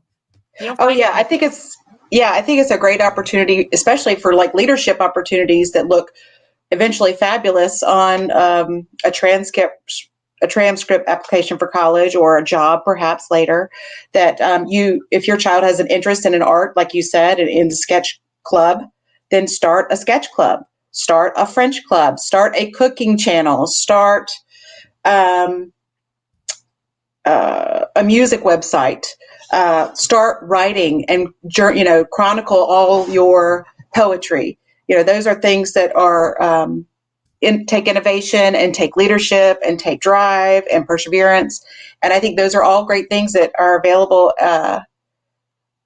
just at the fingertips of moms and dads who want to homeschool and help their kids thrive through those experiences that they love. And I think, as long as the kids love it, they're going to do great at it, because if they're passionate about it, they just take it and run oftentimes. So you just have to point and push. Yep. And there are even proms. I know a lot of people say, my child won't be able to go to prom. Yes. There are proms. I think North Carolina Home Educators offers graduation. They offer a prom. There is homeschool driver's ed available that's out there that people are like, how do we do driver's ed? It's available in homeschool too. All these things are available in the homeschool world. There's been a lot of parents out there that were more innovative than me, long before me, and their groups started a long time ago, and they've gotten really good up until this point. They're good at what they do. And so go out there and look around. There are mailing lists. BRIGHTlinks has a mailing list for its families and its community. There's a local mailing list for homeschoolers in North Carolina, or I guess in the Raleigh area, really. It's called Spice Line, which is huge. As Deb said, there are also Facebook groups. There are a ton of those popping up all over the place, especially over the last year. So what am I forgetting, ladies? My team? Haven't forgotten anything? Well, I just wanted to, I'm not sure what the exact topic is, but I wanted to speak to one more thing, which is there will be bad days. There will be terrible days. There will be days where you think this was the worst idea we have ever had. Okay. In fact, one of the worst fights my husband and I ever had was when we started emergency homeschooling, because the school that my kids attended failed on a Tuesday in November, and we didn't have any options. And I was screaming, if I can't homeschool them, you find the school, right? It was awful. And here I am 5 years later, and my husband and I are on the same page and can't believe how lucky we are to have escaped the last 18 months. Because we were already homeschooling. We can't believe how lucky we were that my 8th grader in January 2020 said, please, please, please, let's homeschool high school, which I thought was the stupidest idea he'd ever had. It's normal come February, especially in colder climates than North Carolina, to think, let me put my child on every single wait list for every single charter and private school I can find. This is real, and you will still get through it, and you will still find that this was a good decision for your family. And so don't think it's going to be great. I have a kid who's into astronomy, and we're gonna go to the telescope museum, and we're gonna go to the planetarium, and he hated it that day, and I have failed. So you have not failed, and you can't. Only mediocre people are at their best every day. You will not be at your best every day. That's not the measure. What you're gonna do is try to forget the minute by minute measure that makes you cry, and look at the 6 months, the year. You reassess every semester, reassess every year, but look how far you've come as a family, and let that guide you. So don't think I'm doing it wrong because I don't like this. I'm doing it wrong because they don't seem to like this. There will be those days and weeks, and maybe, one program you picked didn't work and you're going to have to find a new one next year, or you outgrew it and it did work, but it doesn't work for this kid, or it doesn't work anymore. That's okay. So I really want to emphasize, it isn't going to look perfect, and it doesn't mean you're doing a bad job. So the measure comes later as you watch them grow into extraordinary people. So give yourself a break and believe that you can do this even if you are having those bad days. Yes. Oh my gosh. I'm so glad you brought that up, because, and that's another thing I can, add to, because I had my eldest went to 1 year of high school in public high school, and we had horrible days with that. We had horrible years with middle school. So I would trade trade all my worst homeschooling days. I would take them for even like one of my bad weeks in public school. So, and that's just my personal experience. I can't speak to other people's, but the reality is, everything about parenting it's hard. There's parts of it that are hard. And what I tell people is, choose your hard. The beauty of homeschooling is you do get to choose. I really believe, I read a book recently, and it's about happiness, and it's how to stop giving a nasty word. But the point of the book was, happiness is not this state of being. It's not this like, everything's great. It's about choosing the struggles you want to have that matter to you. And so what I love about homeschooling is the challenges are there. There are those bad days, but I know at the end of each one of them, like, I chose this, and I chose it for my kids. And so I got the chance to pick the parts of it that are challenging, and I get the chance to adjust if it's really not working. So it's completely within the control of our family unit. We can sit down as a family and talk about things together. We work through problems. My kids learn how to express themselves with me, and I can actually help them. When they came to me and said, I can't stand this teacher, or I don't like this book they're making us read, I couldn't do anything. I felt so helpless. It was it was so much worse than realizing, this curriculum isn't what I thought it was going to be.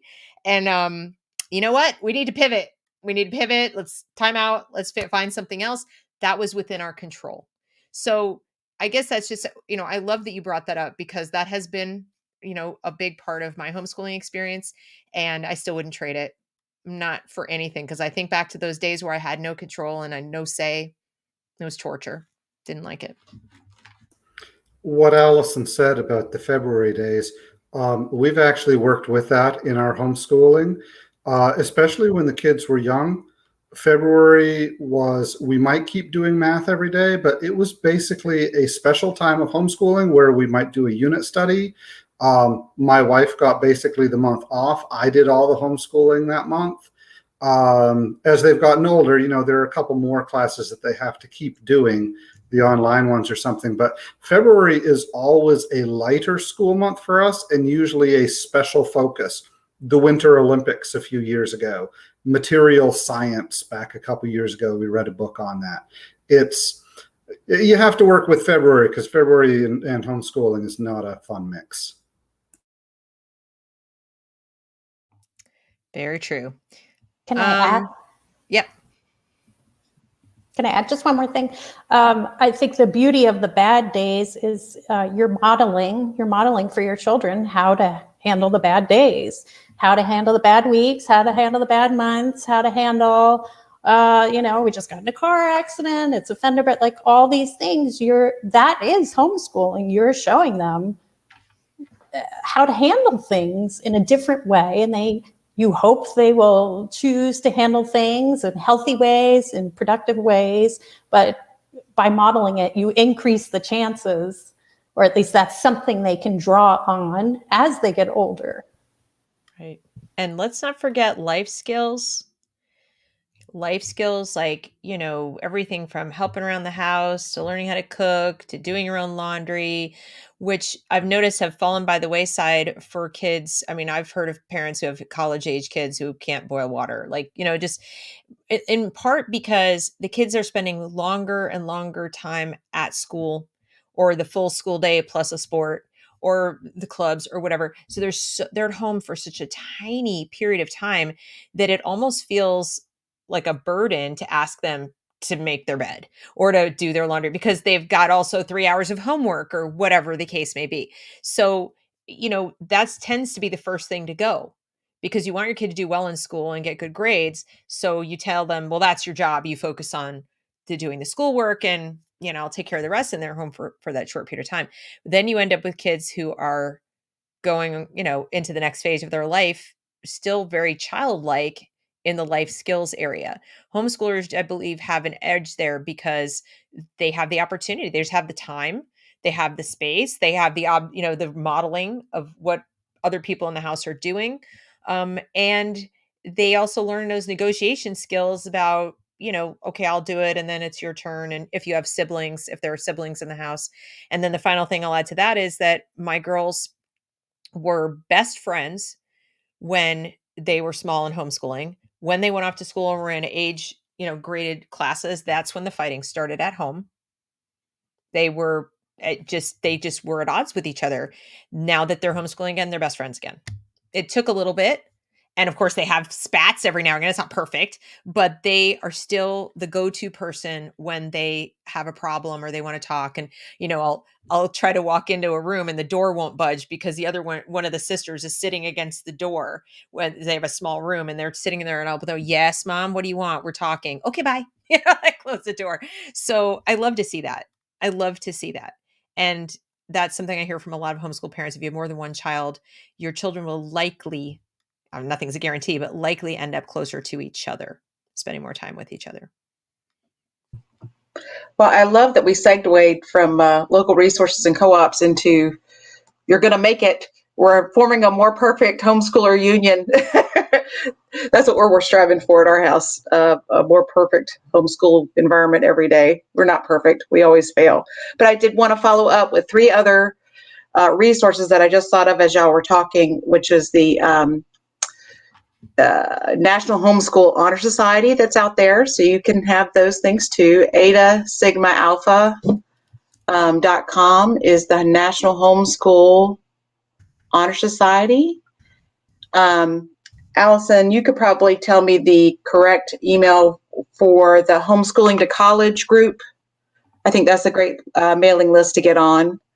And then there's also a Facebook group. There's Homeschooling for College Credit. I think Jennifer Cook DeRosa is a great resource for helping people, which would take us into our next topic of dual enrollment, I think, for college and high school, because that is also available for homeschoolers if parents are concerned. In North Carolina, we have the North Carolina Career and College Promise Program. That's one option for dual enrollment for homeschoolers. 9th through 12th graders can dually enroll for free in the community college system in North Carolina. Not all of them allow the college transfer pathway, but a lot more of them are now. They also have, which I would take I'm really surprised how my children have been enjoying, or my son has been enjoying, the career technical education pathway. He has a passion for computer science, and he wants to learn to code games, develop games. So he's in the simulation and game development track over there, and he's been enjoying that quite a bit at Wake Tech. We have also the local university system. The UNC system in North Carolina offers state. For example, North Carolina State offers the Academic Excellence Opportunities Program as a dual enrollment opportunity. And then UNC has part-time classroom studies. I think you can go in and take a class or two through the UNC system or UNC Chapel Hill. But I think a lot of the UNC system schools offer similar. Applying, you just get your transcript together. HSLDA is great at helping people with transcripts, right? Or you can just use Google Sheets and create your own, or Excel, and you submit your application to those programs and do your research, see what's available. In the age of online everything since coronavirus, I think a lot more opportunities have opened up. So we don't just have to attend Wake Tech because we're in Wake County. You can apply, across the line and move into other programs, but those would be, a virtual option. This semester, my son is attending one in person on campus and one online through the dual enrollment program at Wake Tech. So that's been great. There are other things out there too, though. I think there's Coursera, there's edX, and that's not, I guess that's technically dual enrollment because you have access to those courses. They're not always teacher-led or instructor-led, but generally syllabuses are out there and available for you. If you have a interested and eager learner and they want to know more about X subject, then you can point them towards those classes as well. I'm trying to think of some of the other ones that are out there, but there's a lot of the options available during these times right now. So you just have to do your research. Yep. My daughter is doing Korean College Promise here in Charlotte. She's taking chemistry and English. And the only piece of advice I would give to homeschoolers, and it's one I sort of learned the hard way, is just because it's a college class doesn't mean it's challenging enough for your student. She spent 7 minutes watching a video about similes and metaphors the other day in a college English class. So what you can look into if you have a student interested in dual enrollment and you think they probably are advanced in one of the subjects they're looking to take to get the credit for it is look into getting a CLEP test. You can take, that's a way you can get college credit through a test. And I believe they're offered by the College Board. They're not offering them yet through the CLT, are they? The CLEP, anything? No. Okay. So you have you have to take it through the College Board. You're going to want to take it in time so that when you want to register for the college class, that will place you above, you'll get out of the prerequisite, whatever it might be, and you can start off in a class that is at a higher level. So I highly recommend looking into that. Can't hurt, might help. And community college classes increasingly are approaching their incoming freshmen as if they have about a 9th grade education, which is very sad to see. But if you take a look at our nation's report card, you might understand why. So they do have requirements, like you have to either take a test or have a certain GPA. But so, for example, the homeschool kids, generally speaking, take the test if you don't have a GPA that they'll take, because they want to see it from a school or something. So she placed in through a test with ease. Most of the graduating seniors come in with their high school transcript, and you need to have, I think it's a 2.5 GPA. I'm not really sure, but increasingly those GPAs aren't necessarily reflective of your actual achievement in a subject as we're learning. And so they then tailor the courses, especially in the more liberal arts or humanities courses, down a notch. So they're doing what's effectively remedial English. And chemistry, obviously not, because it's chemistry. Oh, no, you're wrong. I'm wrong? You're wrong. So we can have an entire other show on these issues. Okay. We'll have to come back and do that. But I just wanted to let people know, because in case you're thinking, oh, wonderful, I have a high school junior, I think I'll do, dual enrollment, go take some CLEP tests and see if you can place above, because otherwise it might be a lot of wasted time for your poor student. And we are at a point now where we planned on it, so we can't really backtrack. She won't have enough credits if she wants to graduate this year without them being college credits. So I've got to hurry up and get that CLEP test somehow done, so at least the next semester maybe she's at a higher class, because it has to make it through this semester no matter what.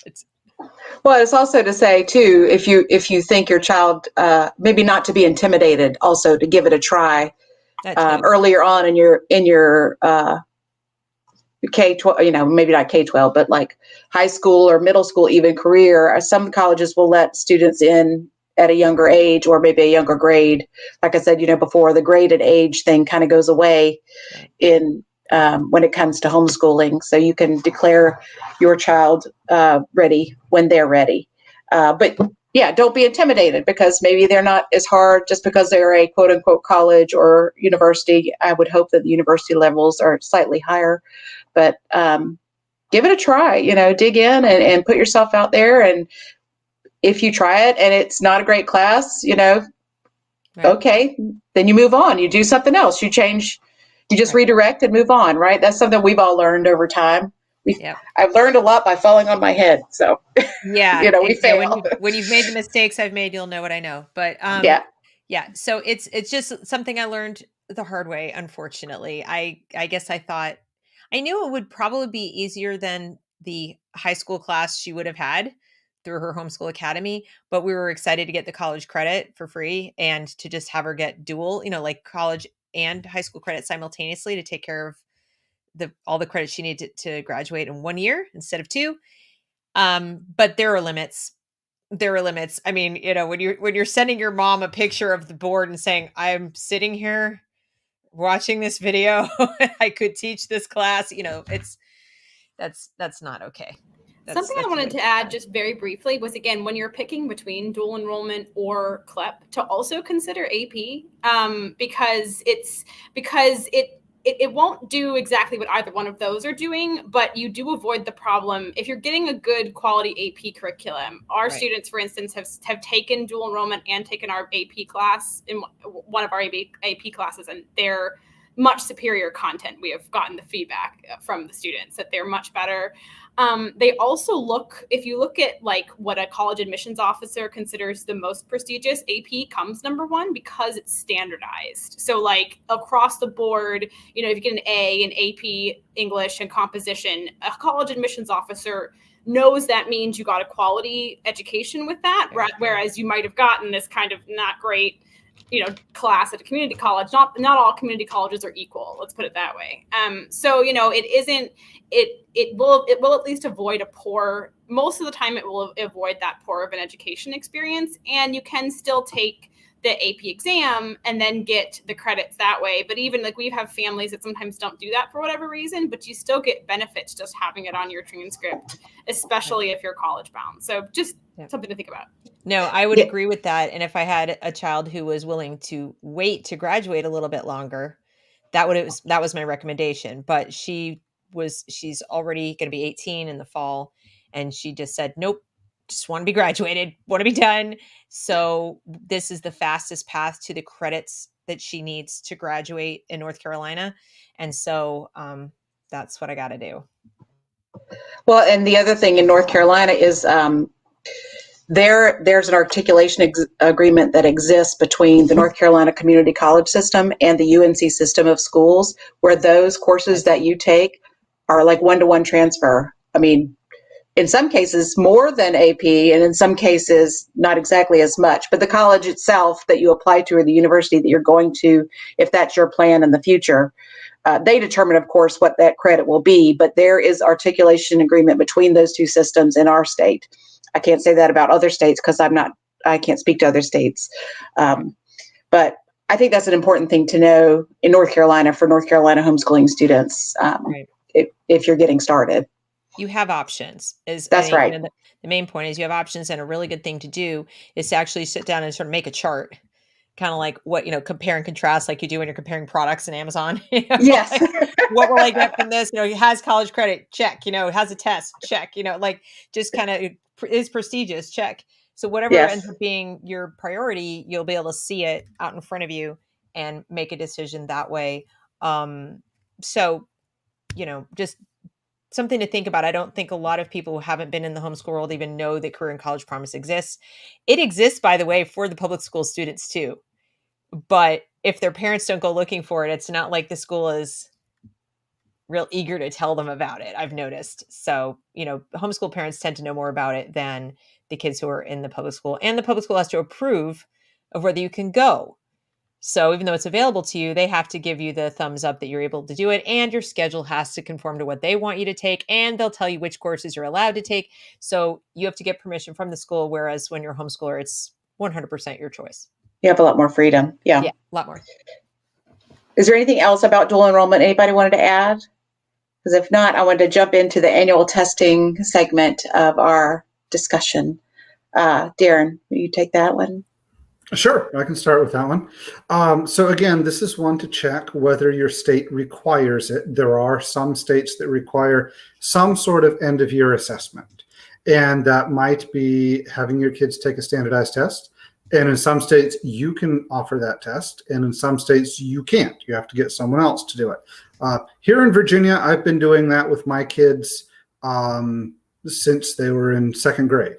And we've graduated 2 of them. So it's been a number of years. But there are other options. If your child does not do well on a standardized test, or if you want to have a more kind of personalized evaluation that will help you figure out next year we need to focus on these things, there are other options. For example, you might have a certified teacher or a private school teacher interview your child, look at their work, talk with you, write up an evaluation. In some states, there's actually kind of a provision where a panel of homeschool parents will get together and evaluate each other's kids and say, here's how they did this year, and talk with the kids and look at the samples.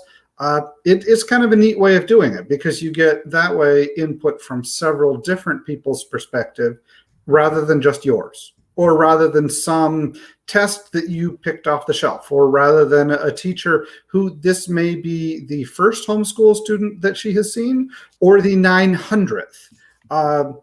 But even if you're in a state that doesn't require an end-of-year assessment, I think it's a decent idea to just sit down, at least as a parent, and maybe with a couple other homeschool parents or with a teacher, and say, look, here's how it went. This subject, we did this and it worked great. And this subject, we tried this and my kid hated it. And this subject, we actually finished the book in December, and so we went on to something else. I've actually done this just personally, besides Virginia requiring it with the testing. I've done the written end-of-year assessment to send to the grandparents. At the end of every June, beginning of July, I send them, this great big long email. Here's the report on the grandkids homeschooling. And then it really kind of helps me put down on paper, here's how the year went. And it helps because the grandparents live in New Brunswick, Canada, and Mississippi, so they don't get to see the grandkids as much as everyone would like. So it's a good way to keep them involved. That's such a nice idea. That's such a nice idea. It's sort of therapeutic too, right? Look what we did in front of us. Especially at the end of last year, the 2019-20 school year, I was really feeling frustrated at the end of the school year.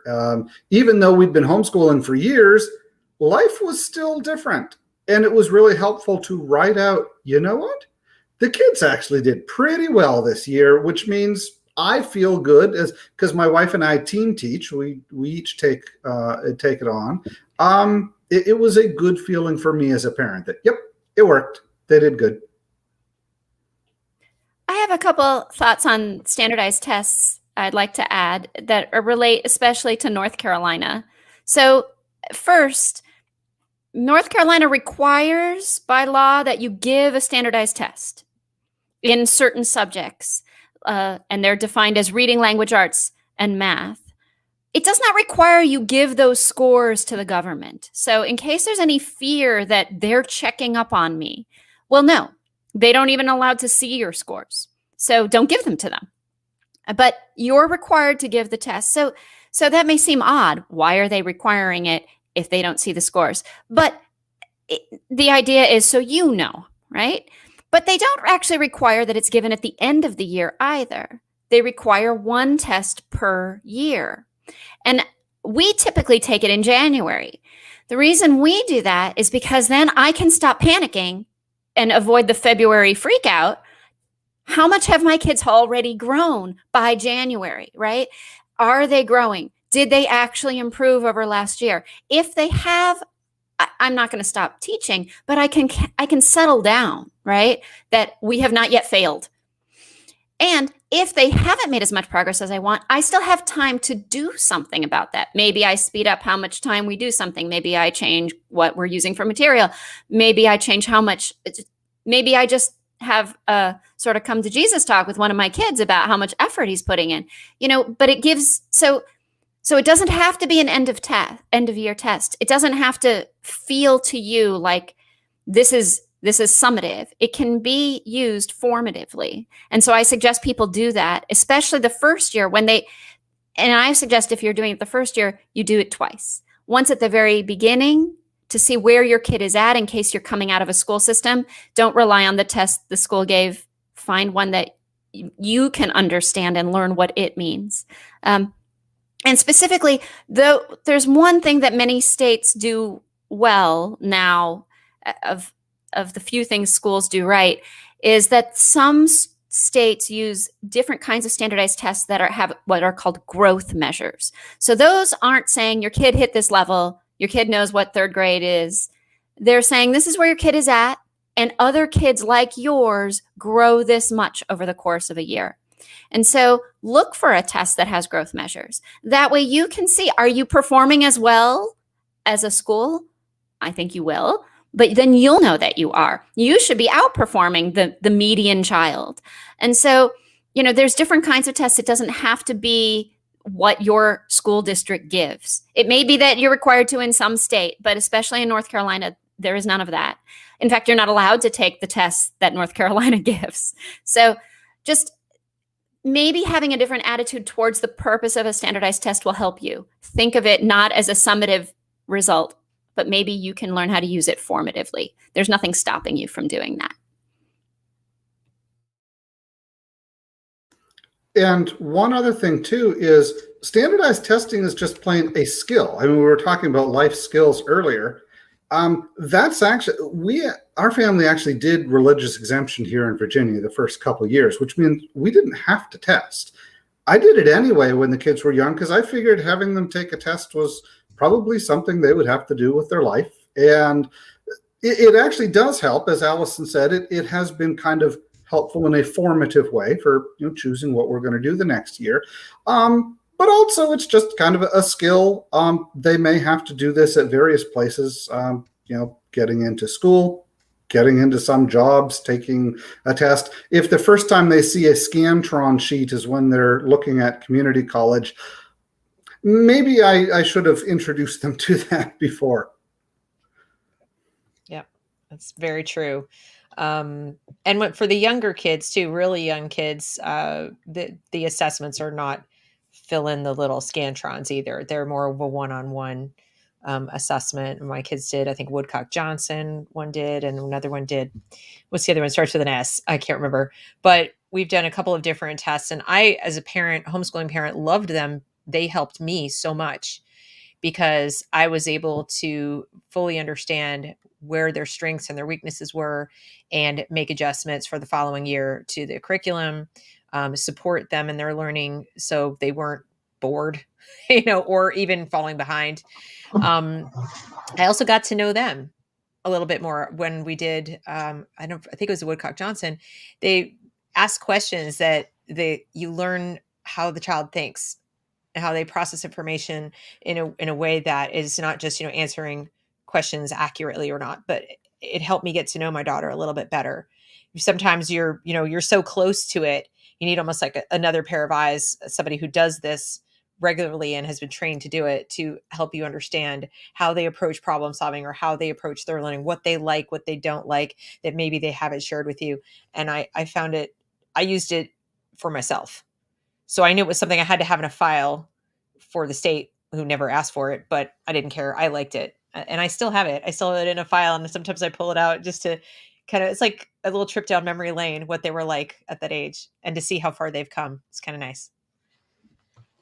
Yeah, I like this. I like what Allison said too, and you guys said about like a pre-assessment. Like when we were sort of in dire straits and in 5th grade trying to figure out how to homeschool in an emergency situation, one of the things that I was like scrambling to find was a jumping off point. Like, where do I even start?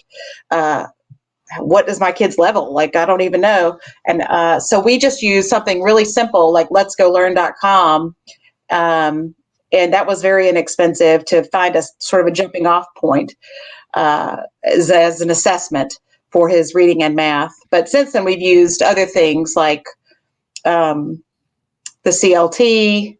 We've used that before. And we've used the ITBS. You can order that from local resources. That's a paper test. You just do at your kitchen table. What have you guys used in the past, homeschooling moms and dads, for your end of grade or sometime in the year annual test? I'd like to know. We had no testing requirements whatsoever in New Jersey, but I tested them anyway using MAPS, the MAP testing. Did you use that one online, or did you do like through homeschoolboss.com, or did you guys order a paper copy? No, we did it online. And I think we got it through Homeschool Boss. I can't remember actually, but it was all done online. Super easy, extremely affordable, very informative too. Yeah, and rapid results, which is nice. Oh yeah. How about you, Megan? What do you guys use? I've used many.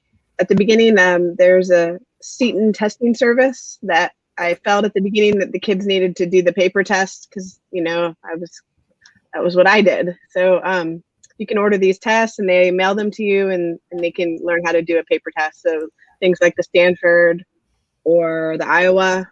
And then most recently, I've done the MAP testing through Homeschool Boss. Also higher order testing like the SAT, that kind of thing. Yeah, we tried when I was a kid in school 100 years ago. We used the CATs for our public school testing. And so this past year, we tried academicexcellence.com, and they offer the CATs for homeschooling kids, either online or on paper. So that was a different thing to try for your kids, just depending on what their needs are. So sounds like we have a lot of options. I think Darren had my favorite, though, with the Chronicles of the Year. Yeah. For the standardized test, I think we've just used the Stanford Achievement Test. And I've ordered it from a Catholic curriculum supplier and a Protestant fundamentalist curriculum supplier. So I gave each of them a chance, I guess. Widely available. All right. Anything else anybody wants to add about testing before we go to? Well, if I could, just one thing about the testing in North Carolina. Allison is correct. You do not, you have to give the test, but you don't have to send it in to the Division of Non-Public Education. But the law actually does say that you have to keep it and make it available at the principal office of the homeschool for annual inspection by a duly authorized representative of the Division of Non-Public Education. Which means what happens usually is DNP sends out these little green postcards that says, send us your test scores. And you don't have to do that. But if someone actually shows up at your door at the principal office, you're supposed to show it to them. I've been working at HSLDA 25 years. I've not heard of them doing that. Back in the late 90s and early 2000s, they used to kind of like show up at a local library and they'd let all the homeschoolers in the county know, you need to bring us your test scores. And I think some people showed up, but we always advised our members, don't have to do that. That's not what the law says. So this is one where if you get a request from the state, whether it's North Carolina or whether it's somebody else, call us, because sometimes the state knows what it's talking about and sometimes it has no idea what the law is. And I'm not going to make judgment calls on the percentage of when, how often they get that right. Remember, though, they run public schools. They don't generally run homeschools. They don't have the manpower for that. They just don't. Okay, so I think we've come to that point in our presentation where we've arrived at Q&A. So for those of you who are watching presently live, some of you will be watching this on the replay, and what you can do in that event is you can try to get in touch with the person speaking who may have the best answer for you, or you can contact me through my website at deb@debfilman.com or thereasonwelearn.locals.com. So this is for the people here who are live at this moment. We're going to start with the special ed and twice exceptional, the 2E questions, if you have any, because Elizabeth, our presenter, does need to, she has a hard stop at 2:15. Do any of you present currently have questions about special ed, or Elizabeth, is there anything you can anticipate that they might have that you may not have covered or could still cover?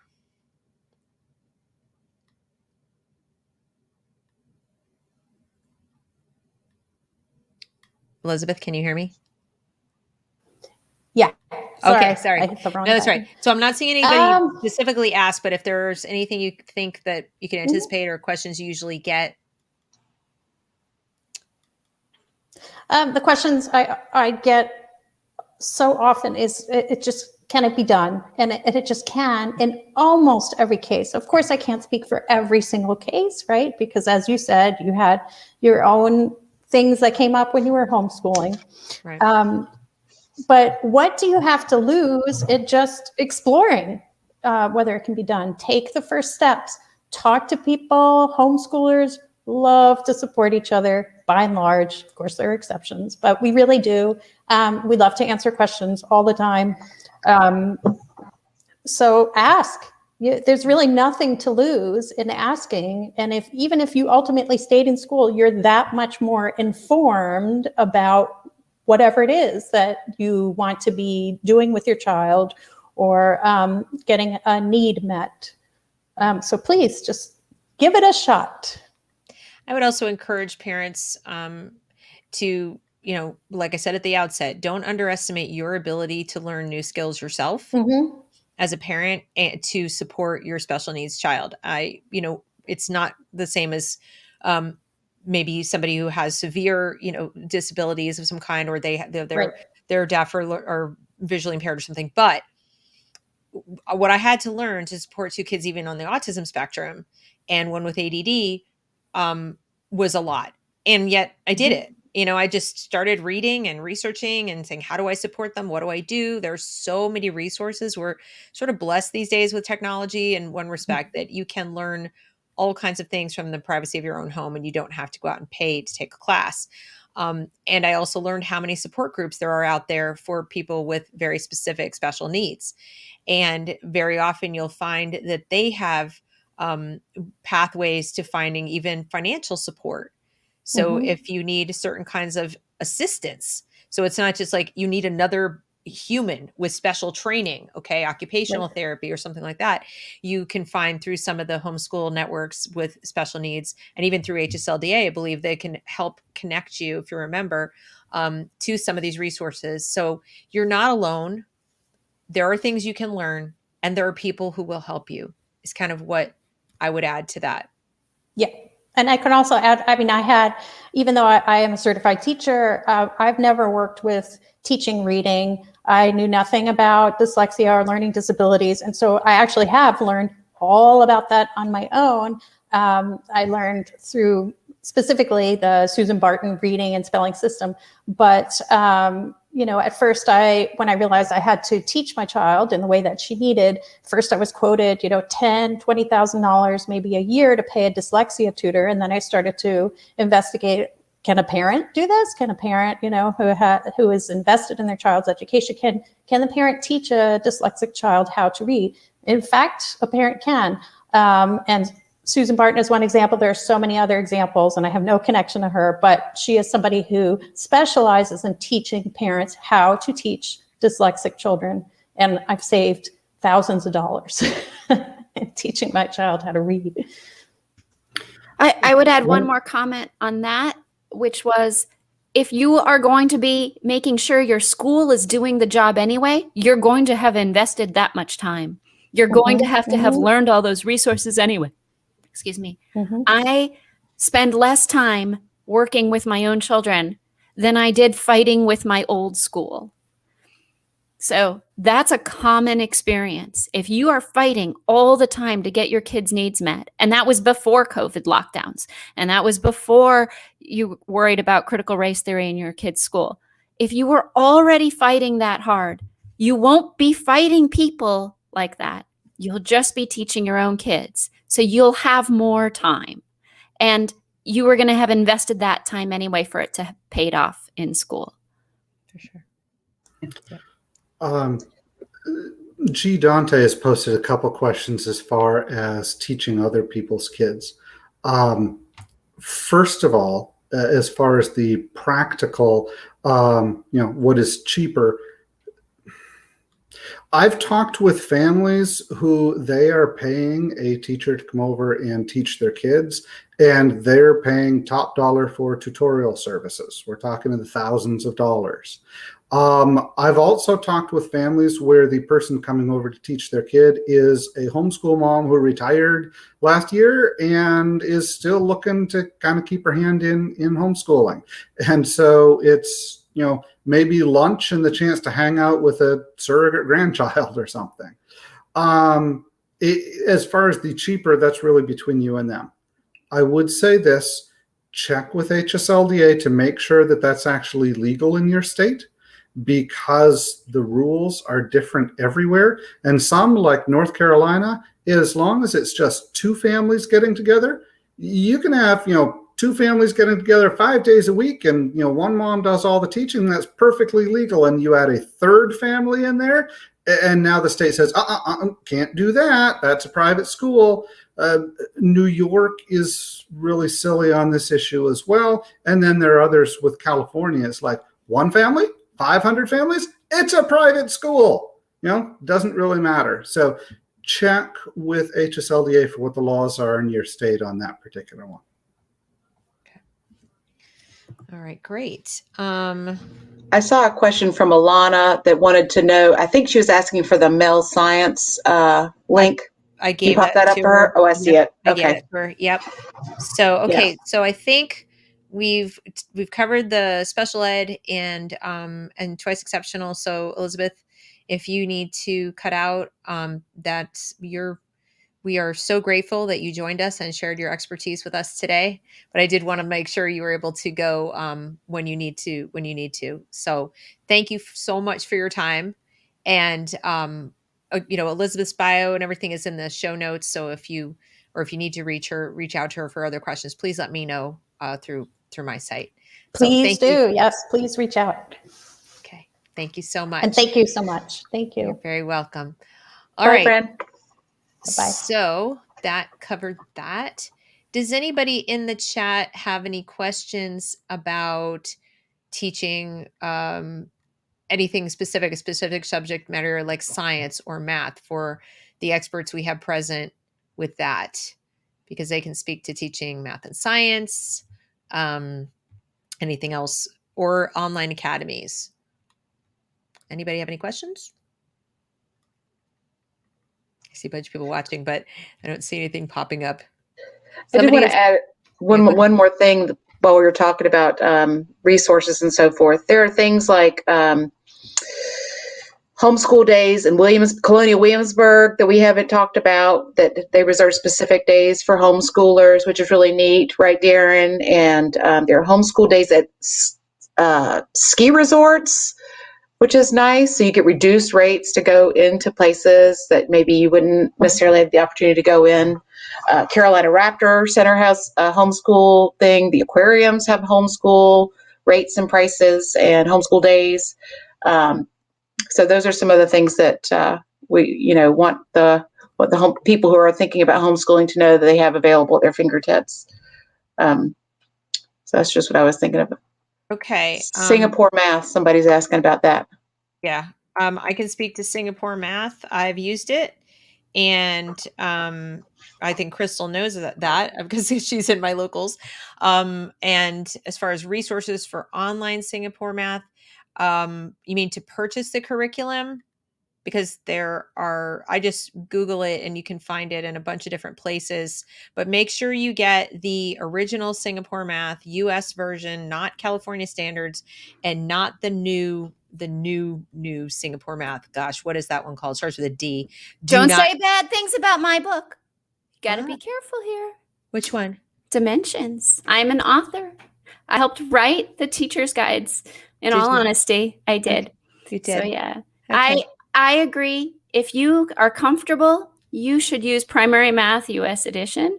Okay. And I wish more families were, but lots of families aren't. Okay. So there you go. Okay, that's my advice. there. But part of it is I'm not a math teacher, so there's that.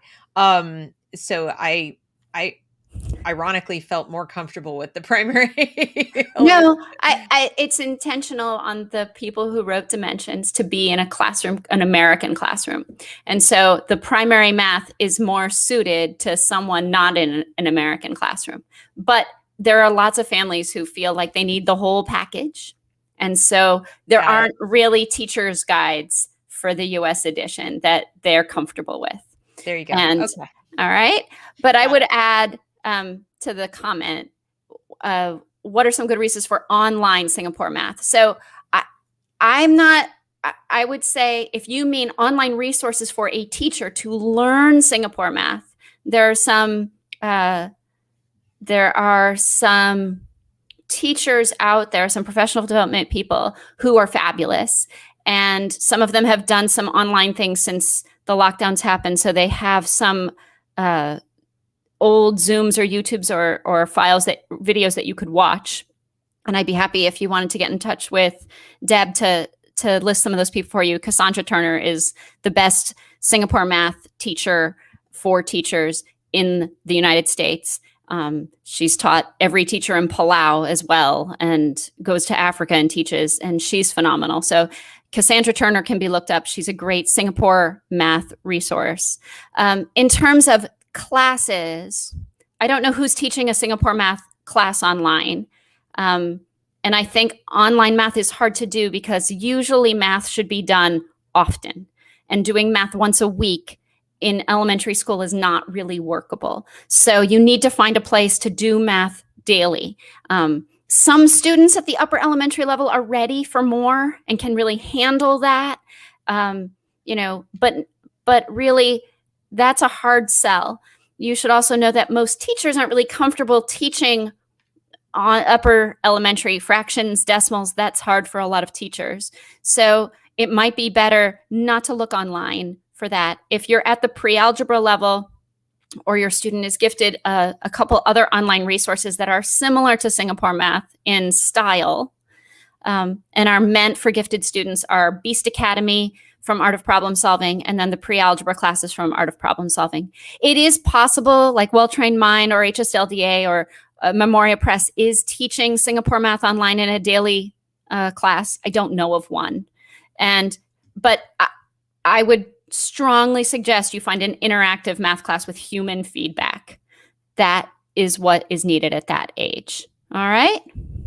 That's great information. Yeah, I think Well-Trained Mind teaches AOPS and Saxon math. But does Royal Fireworks do, I know they're doing AOPS math. I don't know if they're doing. They might do Singapore math. Singapore. I don't know. Okay. Yeah. Somebody has asked what and if you don't mind, I'll take this one first, but I want everyone to answer this because everybody has a different answer. What are, I'm not going to do the all-in-one. I'll come back to that, Melissa, but right after that, what are the best ways to organize your homeschool supplies, records, etc.? That is going to vary so much based on your family. But what I tell people is the way you'll actually do it. So people say, what's the best planner? The one you'll use. What's the best filing system? The one you'll use. What's the best way to keep organized? The one that keeps you organized. In other words, you know yourself and you know your household and your space. Do not think you have to recreate a school room or a school location. You don't have to do that. About files, like I said, what makes sense to you? Keep it organized so you know where to find things, and same for your kids. I'll just tell you what I did, is just to give you an example, but everybody's going to do something different. Okay. I wanted to get my kids started with self-direction very early. So I spent my weekend planning, and by planning, I meant physically putting things I wanted them to do, a book I wanted them to look at with Post-its on the pages, a grammar lesson photocopied out of the book because I wanted to consign all my books when I was done or use them for the next child. I have 3 kids. So I didn't let them write in the workbooks. I made photocopies and I'd put in like, this is your grammar lesson, this is your math, this is that, whatever. And each one had a little plastic case with a handle with their name on it. And then there was mommy's box. And so they had the week to complete the things in their folders, and they had to put their little completed folder in mommy's box when they were done. And I was in the room with them when they were doing work. I was around, I was there for questions, but they could run into the room in the morning and grab what was most appealing to them that day and begin working on it. And then we had certain little rules like, if one of your sisters is working quietly and you need to do something that makes noise, you have to go in a different room. So we had certain little rules around things, but they worked on their own stuff. And when they were done, they would put it in the box. The only requirement was they had to complete everything in the box by the end of the week. And I was experimenting with how much could they do. I started with a little, and then I kept adding a little bit more in different subjects to see what pace they were moving at. And that's how I personally did it. I didn't do very well with a written planner. Just didn't work for me. Tried it, didn't work. So I went to this because I like to touch things and do things and kind of figure out I'm going to do this and that and the other.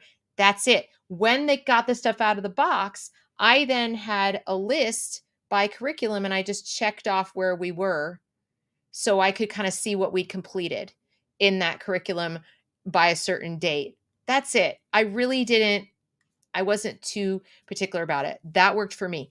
Other people are going to have different answers. So anybody else want to address this? Because this is something I get asked a lot. I can go next. Or no, Megan, you go ahead. Okay. This has been probably the most difficult thing for me to figure out is how to get the kids to be in charge of their work and to manage their time, because I think that's a really important part of homeschooling. And what I've come across or what I've found to be the most beneficial is every week I publish their schedule via a spreadsheet. And I leave room in the spreadsheet for where I put it, depending on what grade they're in and their work. I put in for the younger kids the work that they need to accomplish on Monday, Tuesday, Wednesday, Thursday, Friday. On there they have any online classes. They know what day and time, so they're able to log in. Just a reminder.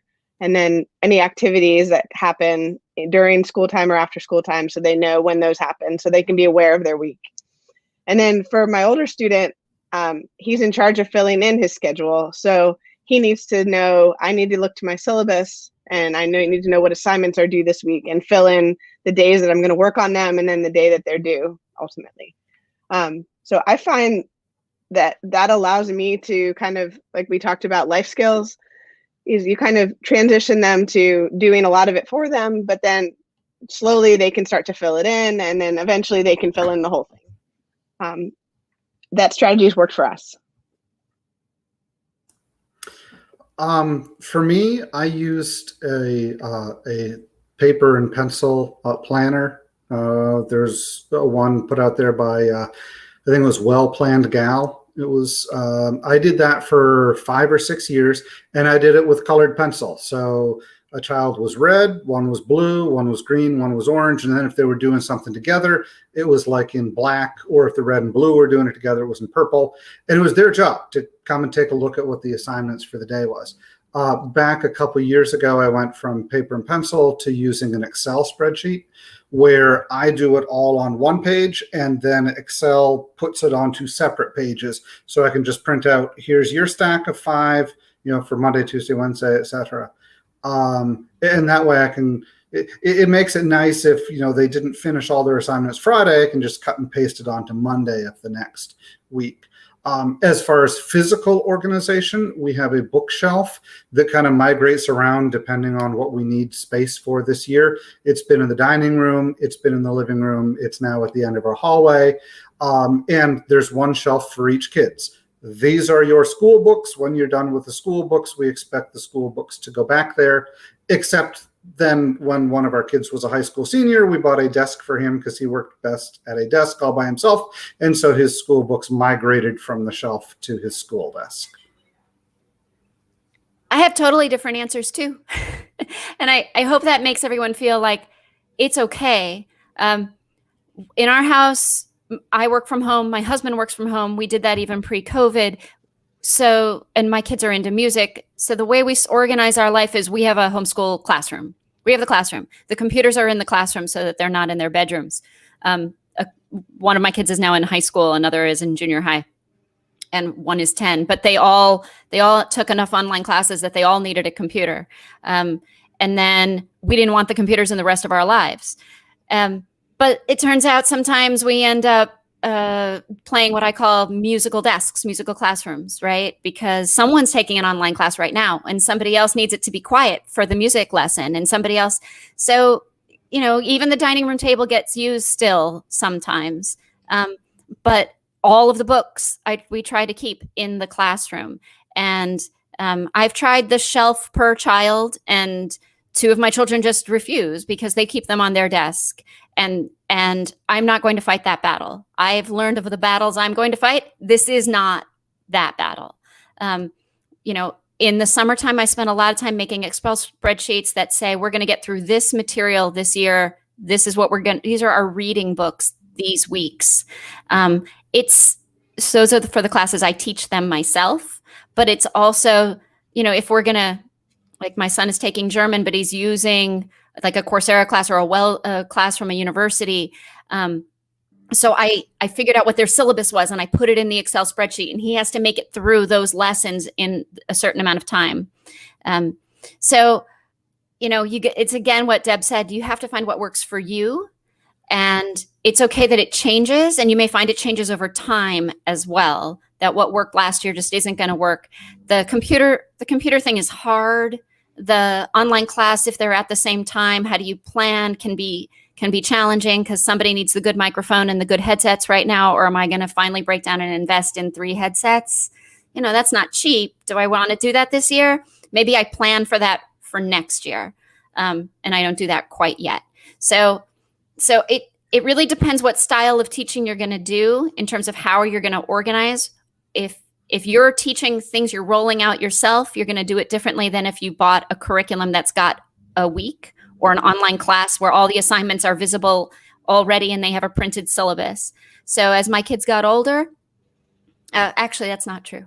My younger child has always been highly executive function. So he's like, I already did all the assignments that are in my online class, Mom. I'm on Monday and I did them all, right? Whereas my current middle schooler couldn't be bothered to look up what he had to do until he finally found a class he loved, which is Japanese. And for that, he does all his assignments without me knowing what's on the syllabus. So some of it is also, who are your children? You might have to find a different solution for a different child. Some of that's age, some of that's personality. So try to not lose your mind thinking, I have to find the one right answer. Yep. Very true. See, now y'all all make me look like y'all are the queens of organization and the king. Don't leave out the king. I use Google Calendar. I do use colors, like Darren said, but in Google Calendar. And that is like the extent of my organization. I just want to show you real quick. don't know if you can see it.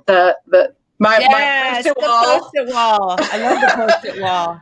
of things. And I also have per child, I have like one of these, and they're full of all my test scores and my occasionally a paper that they write or an essay that they write I keep per year, and they're getting fatter and fatter every year. So that's how we roll over here in the Johnson house. I'm not a type A. I am whatever the other types are that aren't super organized and on top of things. I'm always sliding into home, but we managed to make it work too. So we have one of the things that I found that was great that helps my kids and they seem to really love is those dry erase poster boards, which are really light and really cheap. And you just take those command strips and mount them to the wall. Exactly. Yes. Oh, my child walks around the house and we have a classroom like Allison does. A handle. Yes. We have a classroom like Allison does, and but we also sprawl out sometimes because somebody has a class and somebody has to practice their piano or work on a project or take a test and they need quiet. So we use another room in the house. Sometimes the kitchen table is used, the dining room table, if you still have a dining room table in your house these days, is used. So yeah, there's a myriad of ways to do it. There's no one way. It's what works for your family, which I think is the message we're all putting out there. It's important to talk about. So anyway, yeah, I am not as organized as you people. Monica, what about you? What do you do? Well, I'll just say, Lisa, that was my mom. My mom was so type B. So my mom was exactly the person that absolutely needed to have an out-of-the-box curriculum. She hated paperwork more than anything on the entire planet. The only thing that we did yearly that I remember that resembled any kind of plan on her part was we made a lunch menu, because that meant that she had lunch taken care of. And that was a bit like a super big headache off of her plate. But basically, we always just followed the curriculum and what the assignments were. And we adjusted, but there was no overarching plan. That she's not that kind of person and didn't want anything to do with it. We started always after Labor Day because she wanted her summer off, and we were done when the work was done. So that worked. I have 3 older siblings. We all went to college. It's fine. Right. I think the only thing we didn't touch on in any kind of detail, and we do have to wrap up, so I'm simply going to say this, and if anybody wants to add to it real quickly, and that is that we didn't get too much into different styles of homeschooling, and there are styles, so to speak. You might have heard of them: unschooling, classical, Charlotte Mason, Waldorf. There are many different styles of homeschooling. And just as the method of organizing your house, which one you choose will depend a lot on your family, on your children, and so forth. And so if you're interested in learning more about those, I do have in my locals community, I do have posts that you can go in and search on the different method names, or there is a blog called I think it's called homeschoolmom.com or something, and it's just a giant homeschool blog, and you can actually look in there for different styles of homeschooling. There are so many ways to do it. You can even just type in homeschool styles or homeschool methods and learn, just study, see what resonates for you. And as Monica was saying, if out of the box is what you need, especially your first year, then do it. Like there's no homeschool mommy wars. Okay. Like we want people to homeschool so much because we believe in it so much. We want what works. We want what works for your family and what is going to be successful for your children. So you have happy, healthy, well-adjusted adults who come out of all this. I'm sure that's what every parent wants too, right? So I can only speak for myself. I am not necessarily a hardcore advocate for any one particular style. I mean, I have my personal favorites, but my favorite is the one that works for you, that you will actually do it. That's my favorite. Anyone else have anything to add to that? No, I couldn't agree more. Yeah, I couldn't agree more. Okay. You said it right then. All right. Well, I think that brings us to the end of this panel discussion, and I am so grateful to all of you for teaming up to bring this important information to my audience, to your audiences, and to those watching on the replay as well. Thank you for watching. Please consider sharing this with someone else who's been toying with the idea of homeschooling, or even somebody who just doesn't seem all that happy with it. Maybe they haven't thought about it in depth or haven't found the resources. So sharing is caring. And we hope that you will share this. If you need to reach me, all the contact information is available from my website or my locals. Again, it's thereasonwelearn.locals.com. I will follow this up in the next couple of days by putting the links that we talked about here into the show notes along with timestamps. I'll try to go through and find out where we were starting and talking about the different topics so that you can skip ahead to the thing that interests you if that's something you need to do. Okay? So thank you to all of my wonderful guests. Thank you to the audience for tuning in, and I hope you enjoy the rest of your weekend. Happy homeschooling. Thanks for having us. Thank you. Bye. Bye.